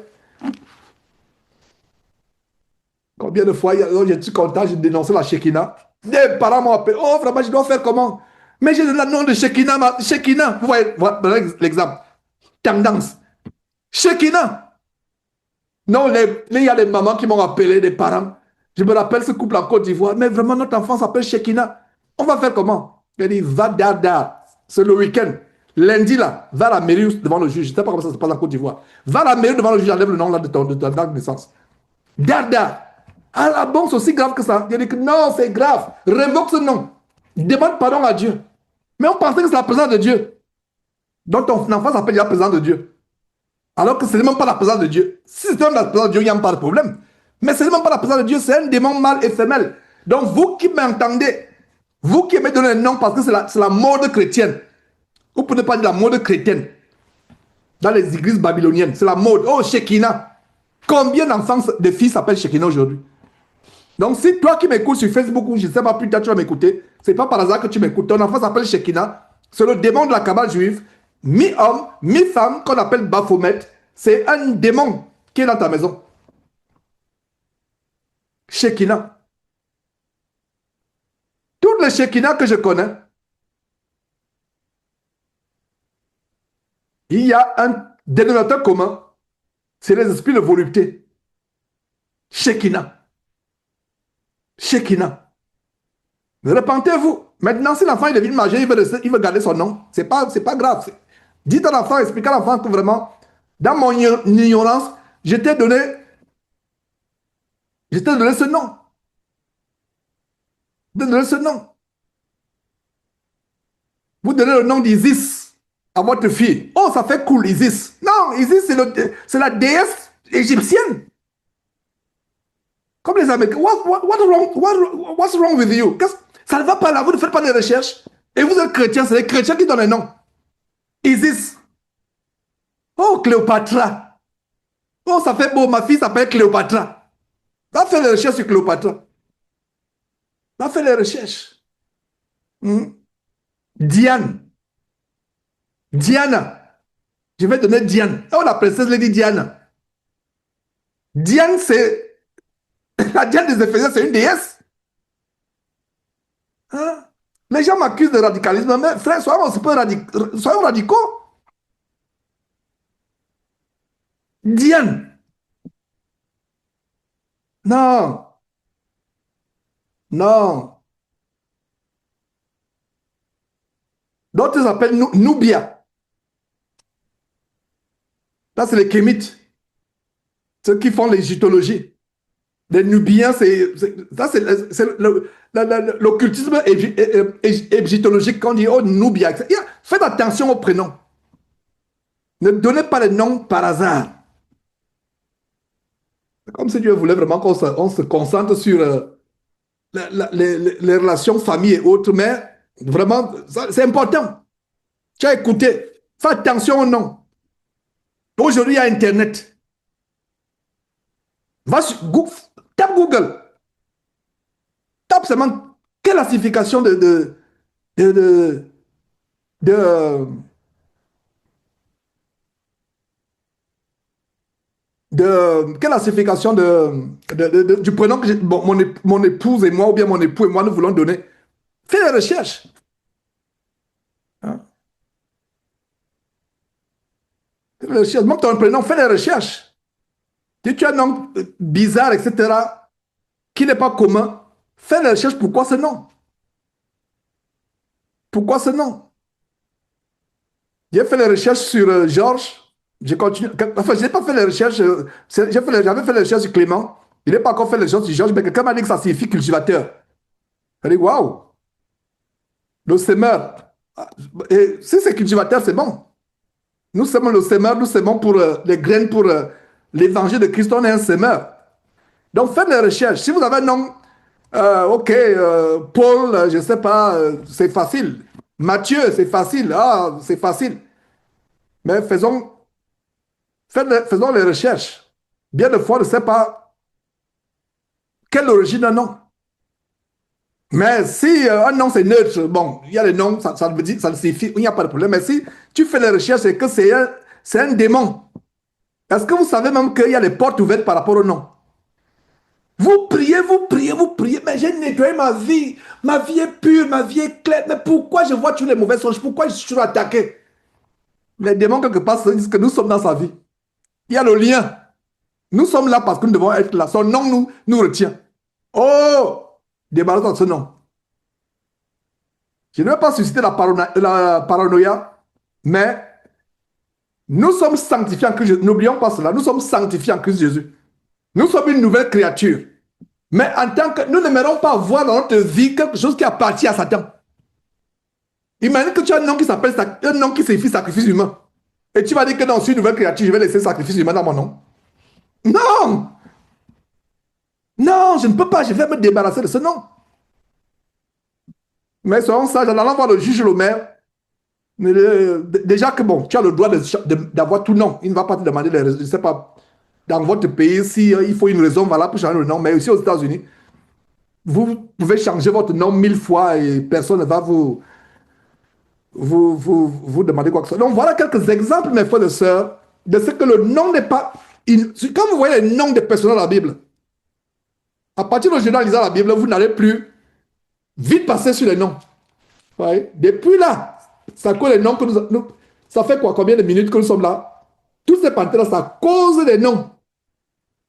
Donc, ils parlent. Jérémie leur parle. Verset 2. Ainsi parle l'Éternel. Quand vous suivez ainsi parle l'Éternel, prêtez attention. Prêtez attention.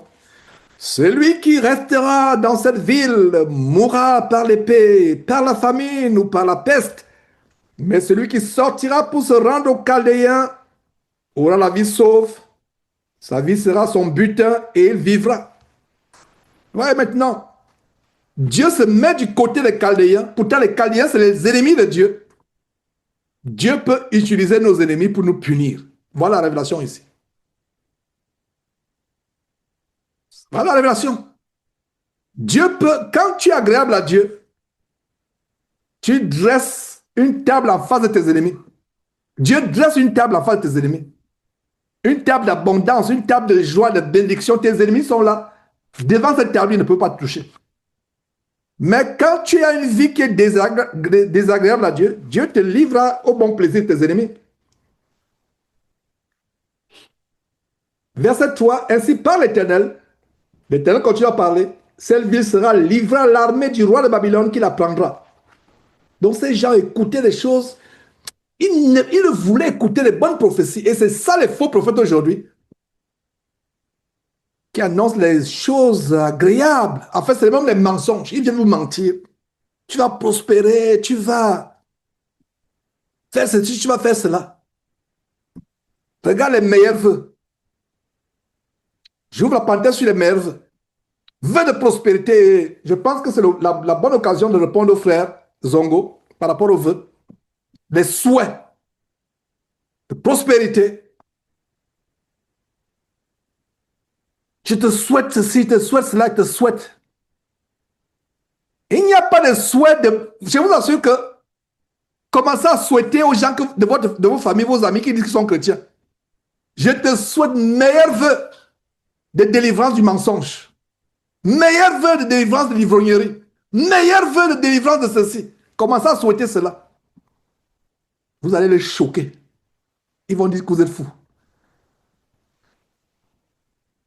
Toutes les personnes, j'ai reçu les meilleurs vœux de mon beau-frère, le grand frère de Confort, qui s'appelle Georges comme moi. Ils ne comprennent pas, ils te souhaitent, ils ne peuvent pas comprendre. C'est agréable, c'est la civilité, le monde nous apprend la civilité. Pour des gens comme cela, et je réponds à ta question, nous devons, tu ne vas pas commencer à lui donner un cours bien frustré, etc. Tu lui dis non, ça me tient à cœur, bien que bon, les jours pour moi sont pareils. Tous les jours, il n'y a pas un jour qui... tous les jours sont pareils. Il n'y a pas... Parce que des fois, la Bible dit ne donnez pas les choses saintes aux pauvres. Donc ne perdez pas le temps, ils ne vont pas comprendre. Mais si vous savez qu'ils sont chrétiens, peut-être chrétiens de dénomination, c'est l'occasion, sans les frustrer, sans les insulter, sans les froisser, parce que bien des fois, ces connaissances que nous avons peuvent nous rendre hautains sans qu'on s'en rende compte. Ne les frustrez pas, dites-leur non, écoute, ça me va. Je suis appréciatif, je sais que tu as pensé à moi. Cela témoigne vraiment de la considération que tu as à mon égard, mais vraiment, tous ces jours sont pareils pour moi. Il y a, voilà, le souhait que j'ai pour nous tous. Et c'est ça que l'apôtre Paul, le seul souhait que l'apôtre Paul avait, c'est qu'il soit sauvé. Le seul souhait que j'ai, c'est qu'il soit sauvé. Le souhait. Mon souhait, c'est que vraiment nous connaissions Dieu. Et ce n'est pas un souhait que je n'attends pas le 31 décembre pour faire ce souhait. C'est un souhait. Tous les jours, je prie pour vous. C'est mon souhait. Et il n'y a pas de mauvais. Il n'y a pas. Tous les souhaits là, c'est des bonnes choses. Santé, prospérité, beaucoup d'argent, beaucoup d'enfants, toutes les choses charnelles, terrestres. Mais il n'y a pas mon souhait, c'est que tu quittes la fornication. Mon souhait, c'est que tu laisses tomber cette maîtresse et que tu t'attaches à ta femme seulement. Je ne suis pas en train de citer le nom de quelqu'un. Je parle en général. Il ne faut pas que j'ai des problèmes. J'en ai déjà assez, je ne vais pas ajouter encore. Je parle en général. Mon souhait, c'est que, oh là là, tu laisses la fréquentation des marabouts et que tu t'attaches à Jésus-Christ. C'est ça mon souhait. Mon souhait, chers collègues, mon souhait, c'est que tu laisses l'ivrognerie et que tu rentres de plus en plus, au lieu de rentrer tous les jours à 3 heures du matin, de lundi à mardi, mon souhait, c'est que tu sois avec, que tu laisses les prostituées dehors, que tu t'occupes avec.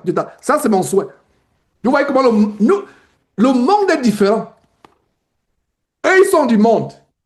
Ils ne souhaitent que les choses mondaines. Nous sommes de Dieu. Nous devons souhaiter les choses de l'éternité. Et les choses de l'éternité, surtout l'éternité, les choses positives dans l'éternité, le ciel, le royaume de Dieu, c'est la repentance, l'abandon du péché. Donc, Zongo, bien-aimés frères, soyons sages, ne frustrons pas les gens. Surtout si c'est une maman, un papa, tu dis papa merci. papa, merci. Et moi, et en passant, Zongo, ça dit que nous sommes.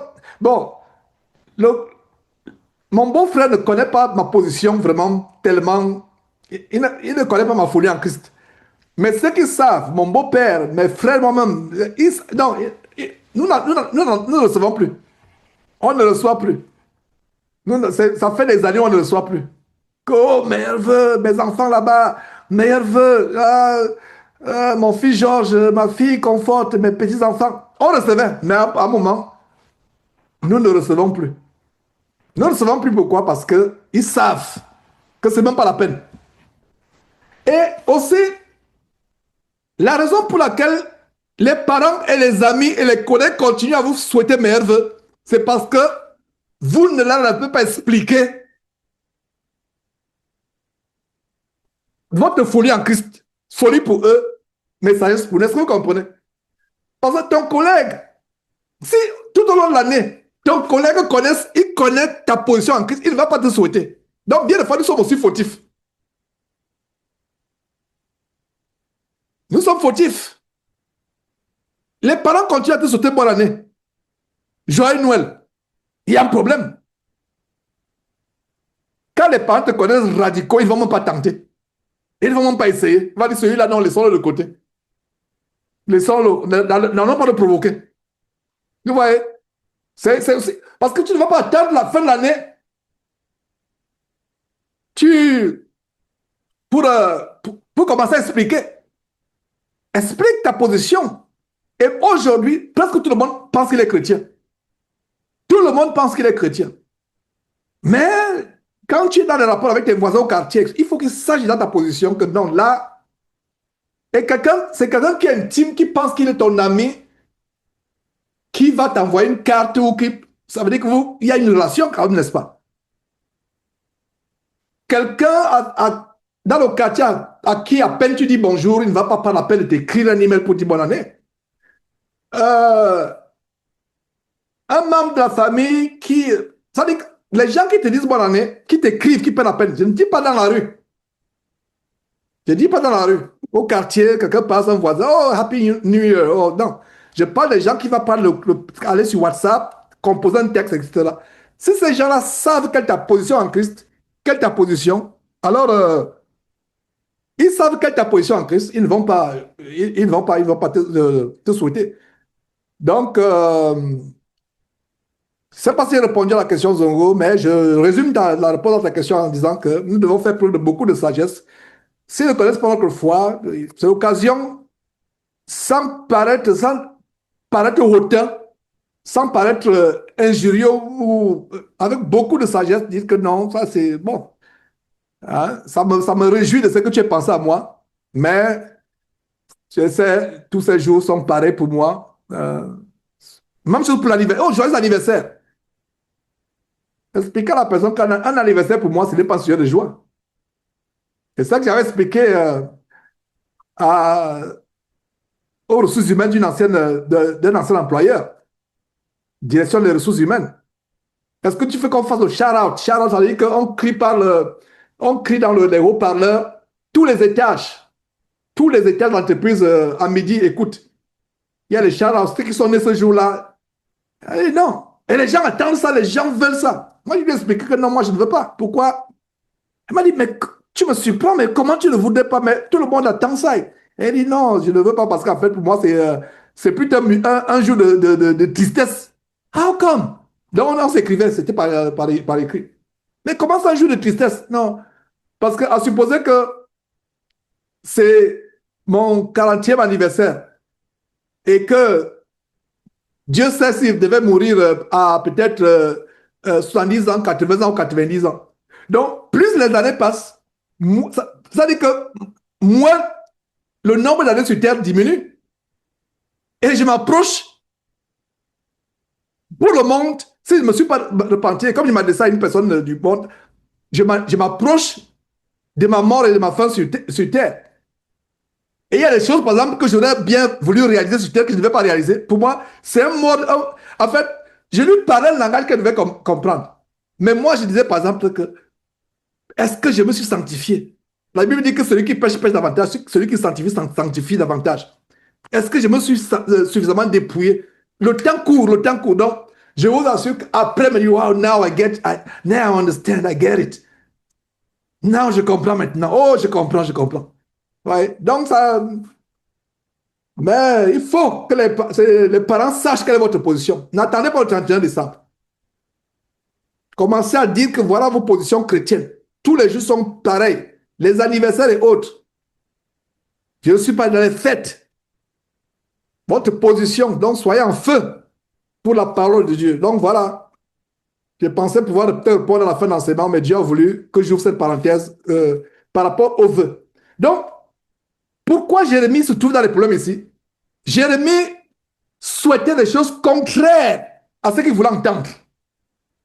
Les pasteurs aujourd'hui, les faux pasteurs, disent les choses que les gens veulent entendre. La Bible dit que dans les derniers temps, les gens auront la démangeaison d'entendre les choses agréables et se tourneront vers une foule de faux pasteurs pour leur propre ruine. Les faux pasteurs font pignon sur rue actuellement, sont de plus en plus nombreux. Pourquoi? Parce que les gens veulent entendre la bonne aventure. C'est comme les marabouts. Les gens veulent entendre ce qui est agréable. Tu vas réussir. Je vois la réussite, je vois la prospérité. Un vrai prophète, vous savez ce qu'il voit? Il voit le péché. Il voit l'urgence de la repentance. Oh, que Dieu suscite tel prophète dans notre génération. Il voit l'urgence du temps, l'urgence de la repentance. Il voit le péché, il voit l'urgence de la repentance, il voit le mal. Voilà un vrai prophète de Dieu. Et les gens n'aiment pas, les gens veulent garder leur péché à aller au ciel. Les gens veulent garder, je répète, les gens veulent garder leur péché à aller au ciel. Mon ami qui m'écoute actuellement, garde ton péché. Il y a un endroit, le dépotoir du péché, c'est l'enfer. Tu vas au ciel, débarrasse-toi du péché. Et quelqu'un est mort sur la croix pour nous aider. Son nom, c'est Jésus-Christ. Débarrasse-toi du péché. Tu veux garder tu vas aller au ciel, avoir la joie, mais tu t'accroches à ton péché.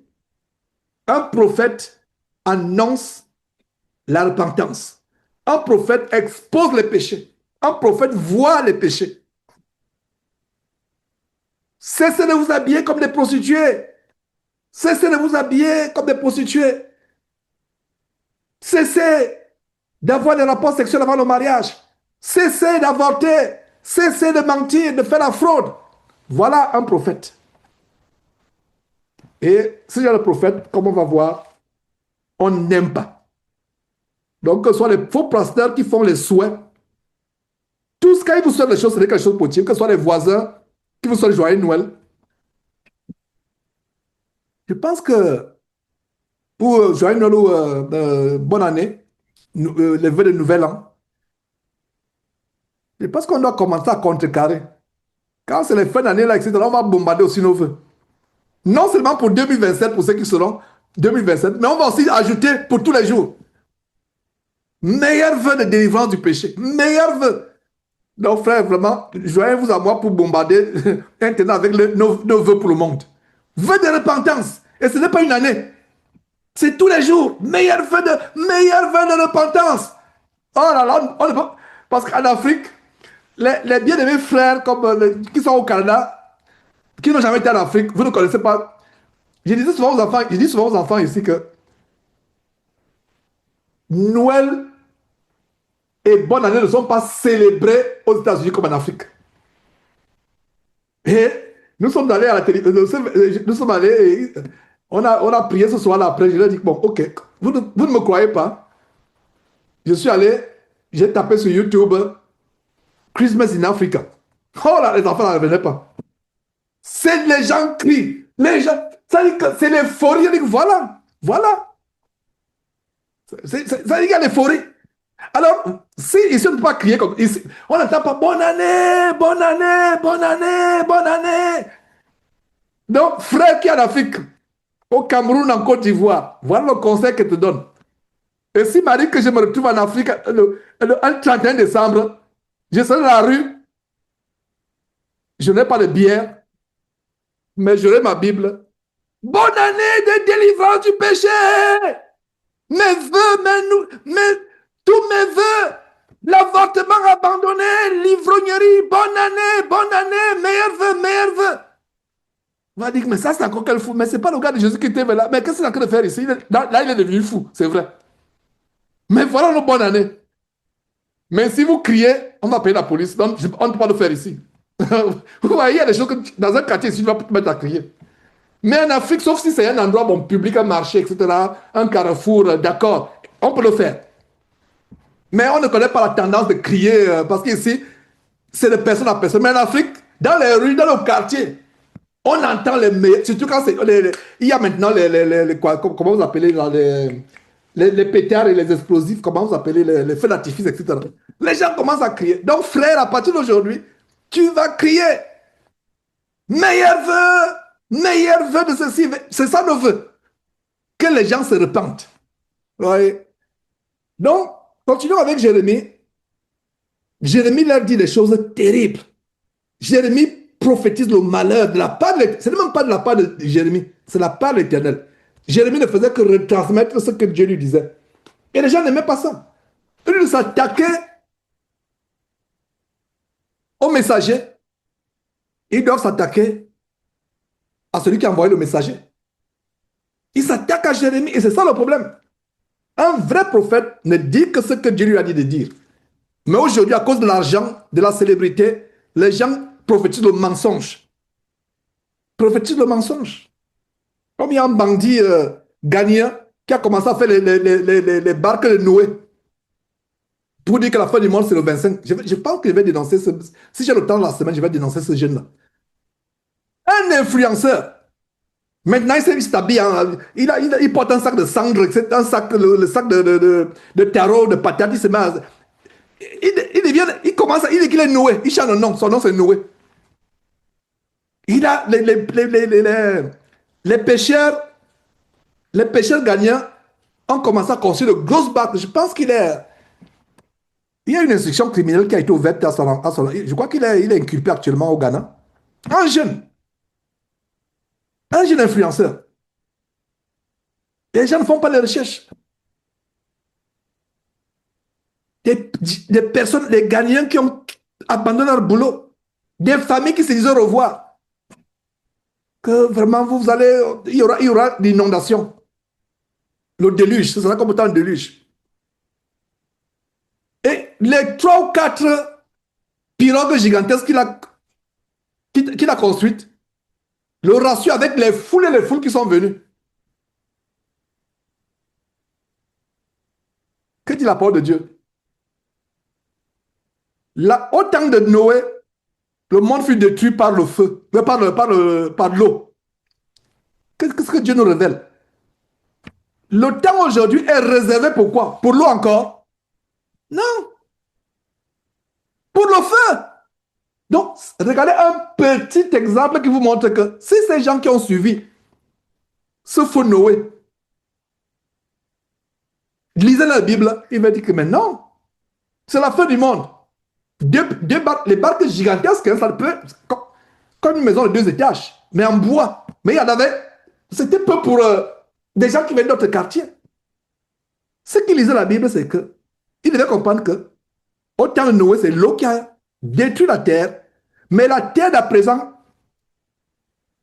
est réservée pour le feu. C'est le feu. Rien qu'un petit détail comme ça aurait pu ouvrir les yeux. Donc, je pense qu'il faut quand même, il faut le dénoncer. Il faut dénoncer ce monsieur. C'est vrai que il avait un impact dans le milieu, dans la zone anglophone. Mais je ne sais pas si vous savez, même quelqu'un parmi vous, vous savez de qui je parle. Un jeune, je ne sais pas s'il a 30 ans. Un jeune influenceur. Et les jours précédents, il dormait là sur la natte, il fait les jeûnes, il est là. Non, non, je vous assure que le diable est l'être humain à un niveau indescriptible. Ouais. C'est pour ça qu'il faut lire la Bible. Lire la Bible. Verset 3, ainsi par l'Éternel, cette ville sera livrée à l'armée du roi de Babylone qui la prendra. Qui la prendra. Ben, il ne voulait pas écouter ça.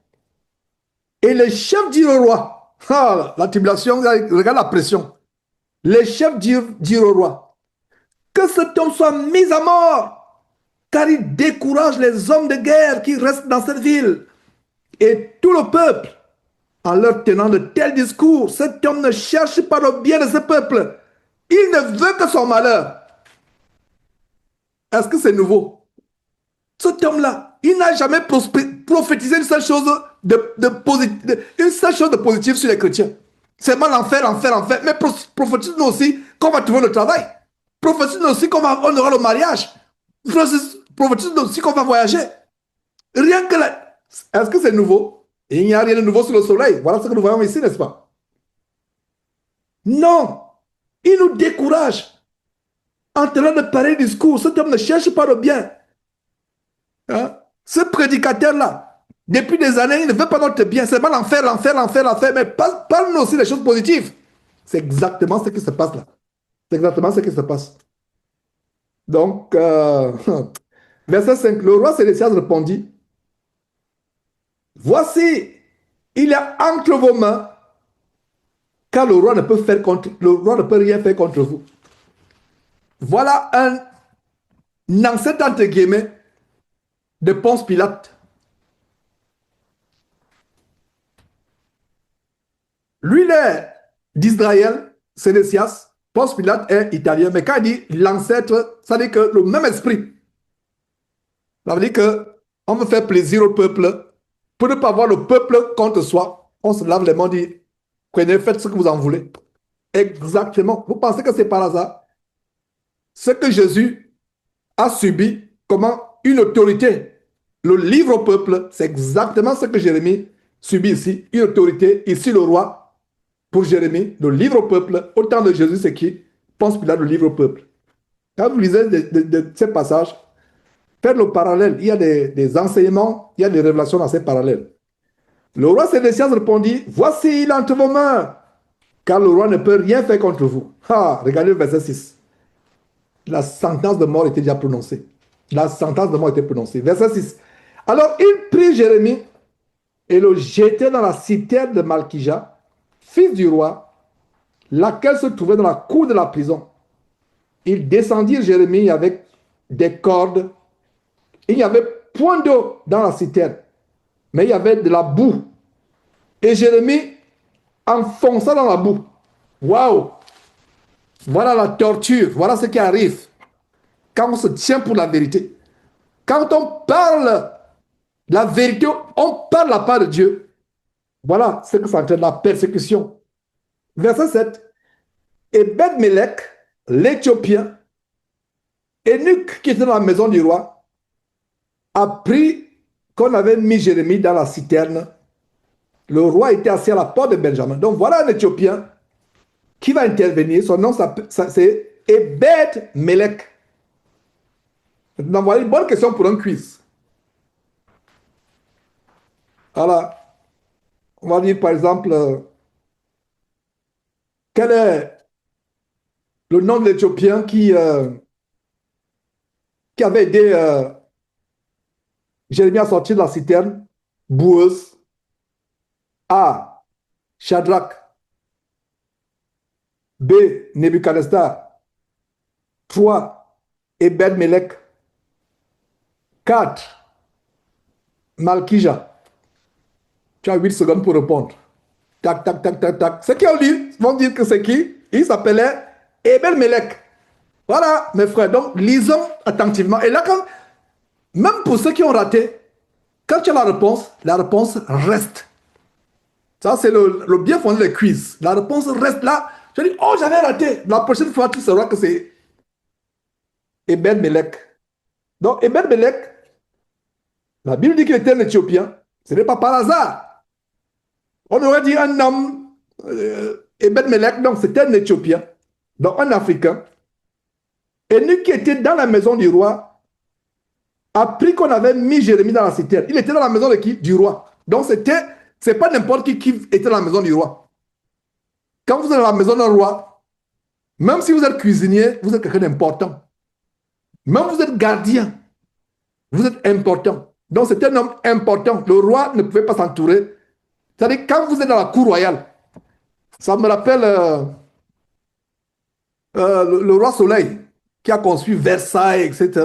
Le roi qui avait fait 7 ans qui faisait 7 ans sans se laver, qui avait une maîtresse maintenant. J'ai même visité, quand j'étais de passage chez Claude, j'ai visité le château de Madame Maintenant. Et, euh, et plus tard, quand je suis revenu aux États-Unis, Claude et tous les frères, j'étais un peu curieux par rapport à ce que j'ai vu en France. Donc j'ai fait des recherches sur le roi Soleil encore. J'ai fait des recherches. Je tombe sur le documentaire qui montre les gens se bagarraient pour être, pour être un courtisan.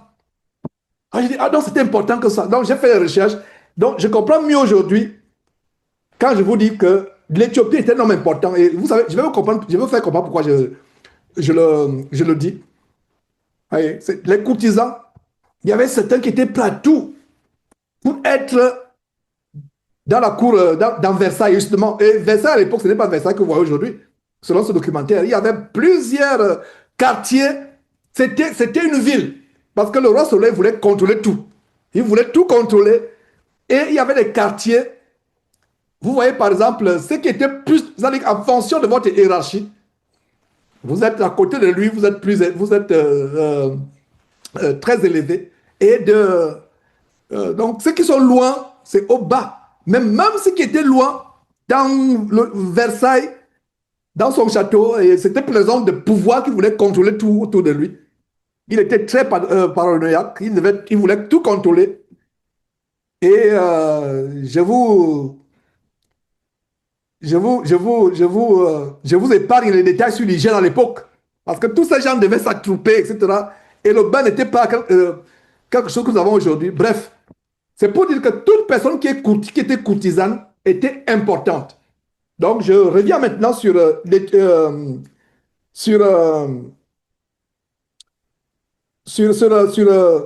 Ebed Melech. Il était important. Donc, ça veut dire que mes frères et sœurs, vous pouvez être persécutés par les grands de ce monde. Mais Dieu peut utiliser quelqu'un parmi ces grands pour vous venir au secours.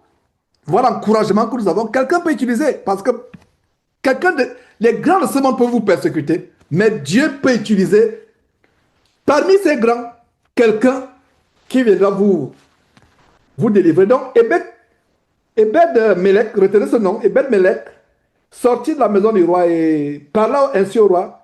Oh roi, mon Seigneur, regarde la courtoisie avec laquelle il commence. Oh roi, mon Seigneur, ces hommes ont mal agi en traitant de la sorte de Jérémie. Ça demande du courage. Ça demande du courage. Pourquoi? Parce que le roi a dit au verset 5, voici il est entre vos mains et le roi ne peut rien faire contre vous. Le roi aurait pu répondre à Ebed Melech, mais pour qui te prends-tu? N'ai-je pas donné l'ordre qu'il est entre vos mains? Donc c'était aussi un risque pour Ebed Melech. Mais regardez l'attitude de cet homme. Et aujourd'hui, l'histoire, des milliers d'années après, en ce dimanche de l'an de grâce 2026, le 11 janvier, nous sommes en train de parler d'Ebed Melech. Peut-être beaucoup le découvrent pour la première fois. Son nom, c'est Ebed Melech, un Éthiopien, qui va venir au secours du prophète. Alors que tous les grands de la cour royale, des courtisans, avaient tourné le dos à Jérémie. Ils grinçaient les dents, ils voulaient la mort de Jérémie. Mais lui vient. Il dit, oh roi mon Seigneur, ces hommes ont mal agi en traitant de la sorte Jérémie le prophète, en le jetant dans la citerne. Il mourra de faim là où il est, car il n'y a plus de pain dans la ville. Le roi donna cet ordre à Ebed Melech, l'Éthiopien. Prends ici 30 hommes avec toi et tu retireras la citerne de Jérémie le prophète avant qu'il ne meure. Regardez comment Dieu touche le cœur de l'Éthiopien Ebed Melech, qui apporte le salut parce que la mission de Jérémie n'était pas encore terminée. Verset 11. Ebed Melech prit avec lui les hommes et se rendit à la maison du roi dans un lieu au-dessous du trésor. Donc c'était le souterrain. C'était le souterrain. Il en sortit des lambeaux usés et de vieux haillons il est descendu à Jérémie dans la citerne avec des cordes. Et Ben-Melech l'Éthiopien, c'est la deuxième fois qu'on mentionne qu'il était éthiopien. Et pas par hasard. Et son nom revient encore de Ben-Melech. Et Ben-Melech l'Éthiopien dit à Jérémie, mets ces lambeaux usés et ces haillons sous tes aisselles. Quel stratège? Sous les cordes. Et Jérémie fit ainsi. Ils tirèrent Jérémie avec les cordes et le firent monter hors de la citerne. Jérémie resta dans la cour de la prison. Verset 14, le roi Sédécias envoya chercher Jérémie le prophète et le fit venir auprès de lui dans la troisième entrée de la maison de l'Éternel. Et le roi dit à Jérémie, j'ai une chose à te demander, ne me cache rien. C'était aussi un roi calculateur. J'ai quelque chose à te demander. Verset 15, Jérémie répondit à Sédécias, si je te l'ai dit, ne me feras-tu pas mourir? Jérémie savait déjà que vraiment, il va entendre quelque chose d'agréable. Jérémie savait.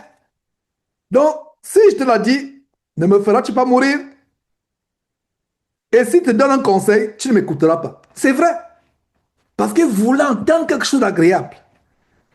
Le roi Sédécias jura secrètement à Jérémie en disant, l'Éternel est vivant. Ces gens étaient croyants. Retenez une chose, ces gens qui voulaient la mort de Jérémie étaient croyants.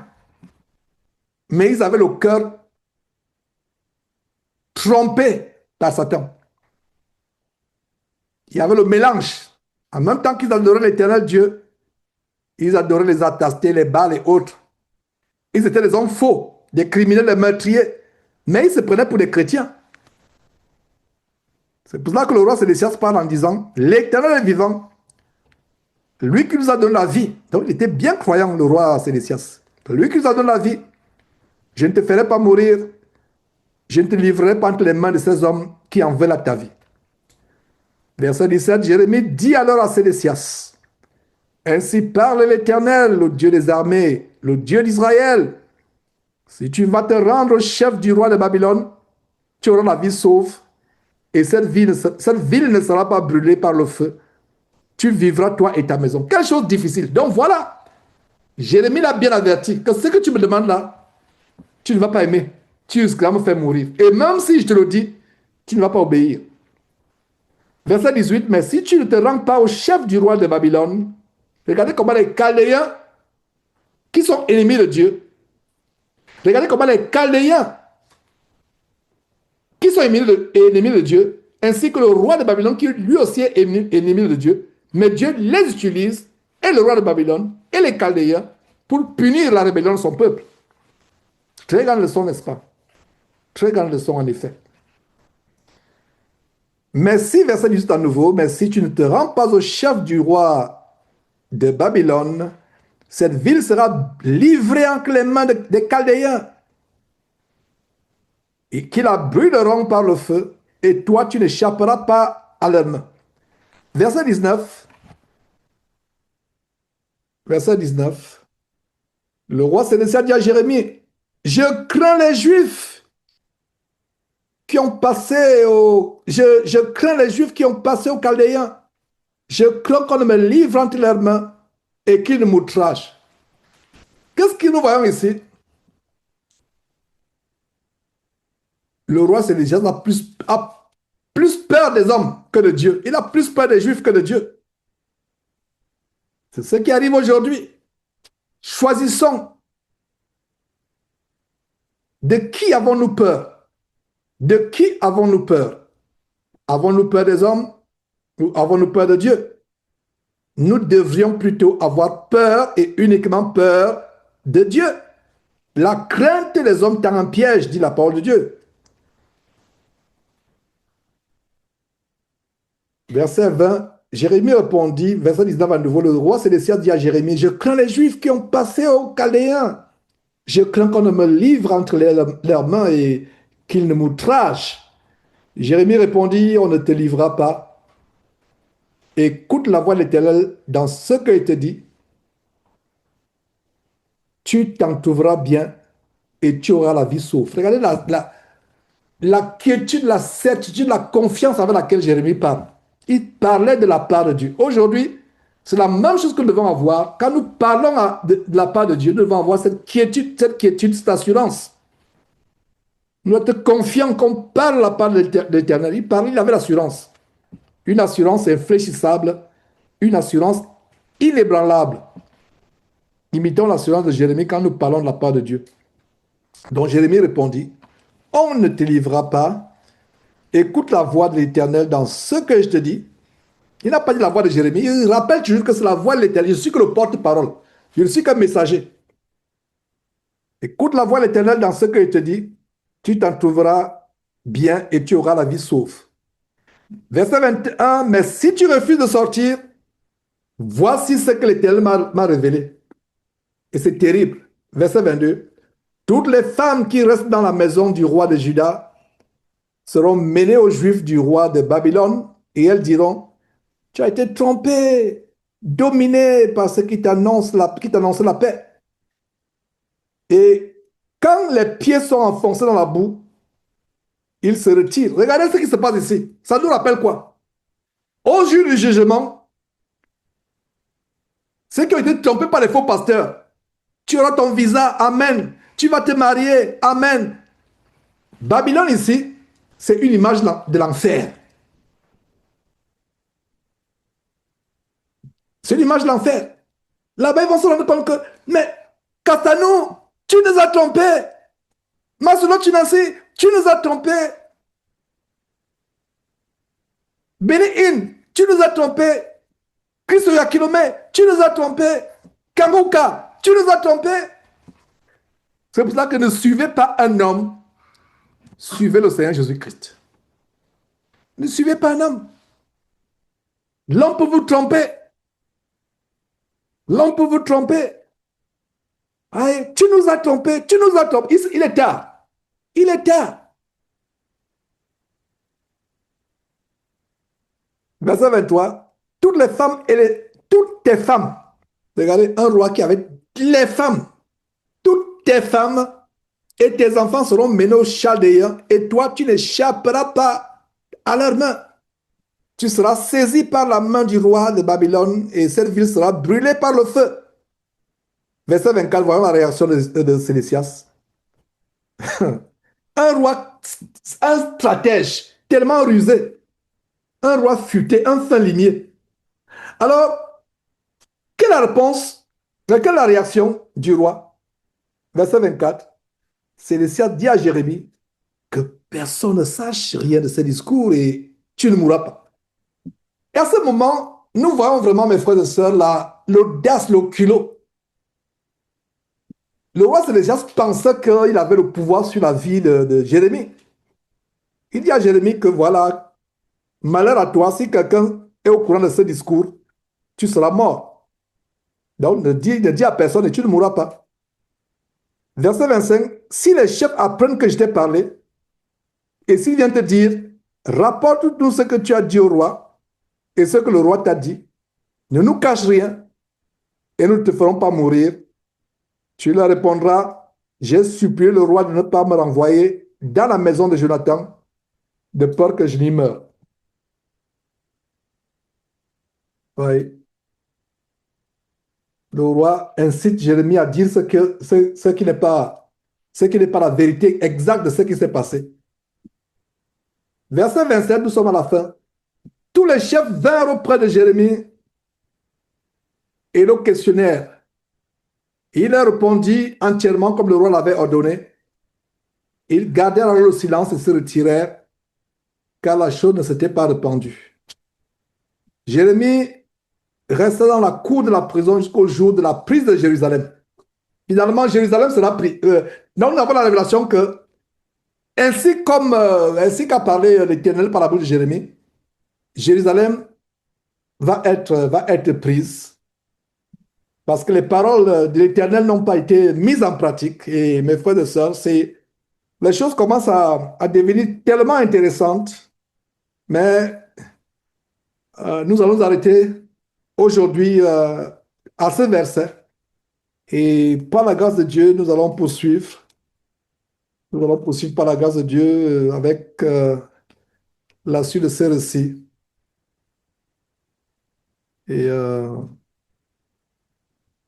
voilà, mes frères, je rends grâce à Dieu pour cette parole qu'on vient de partager sur toutes ces exhortations.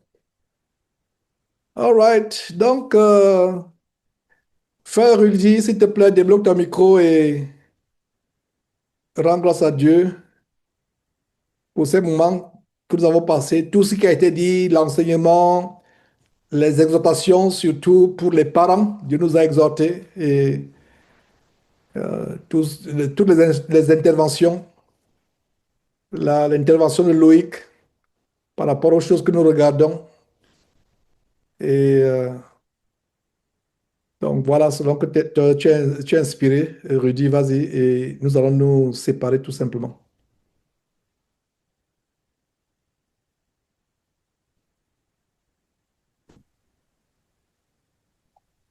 Vous m'entendez? Prions. Éternel Dieu Tout-Puissant, Père de notre Seigneur Jésus-Christ, nous te sommes infiniment reconnaissants, Père éternel, pour ta parole qui est la vérité, Seigneur Dieu Tout-Puissant. Nous ne méritons même pas ces paroles que tu nous donnes ce soir, Seigneur Dieu Tout-Puissant. Ô Dieu d'Abraham, Dieu d'Isaac, Dieu de Jacob, donne-nous, Seigneur, de garder ces paroles-là au fond de nos cœurs, Père éternel, non seulement, Seigneur, pour notre sanctification, mais aussi, Seigneur, pour ne pas pécher contre toi, Père éternel. Donne-nous de demeurer dans la foi. Merci infiniment, Seigneur Dieu Tout-Puissant, pour chaque parole que tu as pu nous donner, Seigneur Dieu Tout-Puissant. Nous te demandons pardon, Seigneur, nous qui sommes parents, Seigneur Dieu Tout-Puissant, si nous avons offensé nos enfants à travers notre manque de sagesse, Seigneur Dieu Tout-Puissant, par moment envers nos enfants. Donne-nous de nous repentir sincèrement, non seulement d'abord devant toi, mais devant nos enfants, Seigneur, si nous les avons offensés. Merci infiniment, Seigneur, pour l'édification que tu as pu donner à travers les témoignages, Dieu Tout-Puissant, à travers la bouche de notre frère Loïc. Ô Dieu d'Abraham, fais-nous grâce, Seigneur Dieu, de recevoir, Seigneur, ce qu'il a pu recevoir, Seigneur, ce qu'il a pu comprendre à travers ces révélations, Seigneur Dieu Tout-Puissant. Je remets, Seigneur Dieu Tout-Puissant, la nuit ou la journée de tout un chacun de nous selon l'endroit où nous nous trouvons, Seigneur Dieu Tout-Puissant. Chacun se trouve, Seigneur Dieu Tout-Puissant. Fais-nous grâce de demeurer, Seigneur Dieu Tout-Puissant, sous ta protection. Rends-nous tous invisibles au radar du monde des ténèbres. Et fais-nous grâce, Seigneur Dieu Tout-Puissant, de demeurer dans la crainte de ton Saint-Nom, dans la sanctification, dans l'amour et dans beaucoup de courage, comme Jérémie l'a pu le faire, Seigneur, dans ta parole que tu viens de nous révéler, Seigneur Dieu Tout-Puissant. Je remets la semaine de tout un chacun de nous entre tes mains. Donne-nous, Seigneur Dieu Tout-Puissant, de montrer notre identité de chrétien, Seigneur Dieu Tout-Puissant, devant ceux qui n'ont pas encore reçu la révélation de ta parole, comme tu nous as fait grâce de recevoir aujourd'hui, Seigneur Dieu Tout-Puissant. Donne-nous, Seigneur Dieu Tout-Puissant, de ne pas regarder de haut nos familles, Seigneur, qui n'ont pas encore reçu la grâce de recevoir cette connaissance que tu nous donnes aujourd'hui, Seigneur Dieu Tout-Puissant. Mais donne-nous, Seigneur Dieu Tout-Puissant, je t'en supplie, avec humilité de ton Fils Jésus-Christ, de nous le regarder comme moins que rien, Seigneur, de ceux qui n'ont pas encore reçu cette grâce-là, afin que le jour où toi tu décideras, Seigneur Dieu Tout-Puissant, de les visiter, ils se souviendront, Seigneur, qu'à travers nous, tu les as déjà visités, Seigneur Dieu Tout-Puissant. C'est au nom de Jésus-Christ, ton Fils, notre Seigneur, que nous avons ainsi prié. Amen. Amen, amen, amen. Voilà, mes frères, ça allait fait pour aujourd'hui. Préparons-nous déjà pour le Togo. N'attendons pas la dernière minute. Ceux qui veulent s'y rendre. Et pour les frères qui sont en Europe, c'est facile. Il n'y a pas d'excuse de dire que c'est facile. Vous avez, je crois, le vol, c'est quoi? 3 heures de temps, 6 heures, peut-être 5 heures. Hein? C'est pas comme ceux qui viennent du Canada aux États-Unis, c'est peut-être 24 heures ou 30 heures de vol avec escale.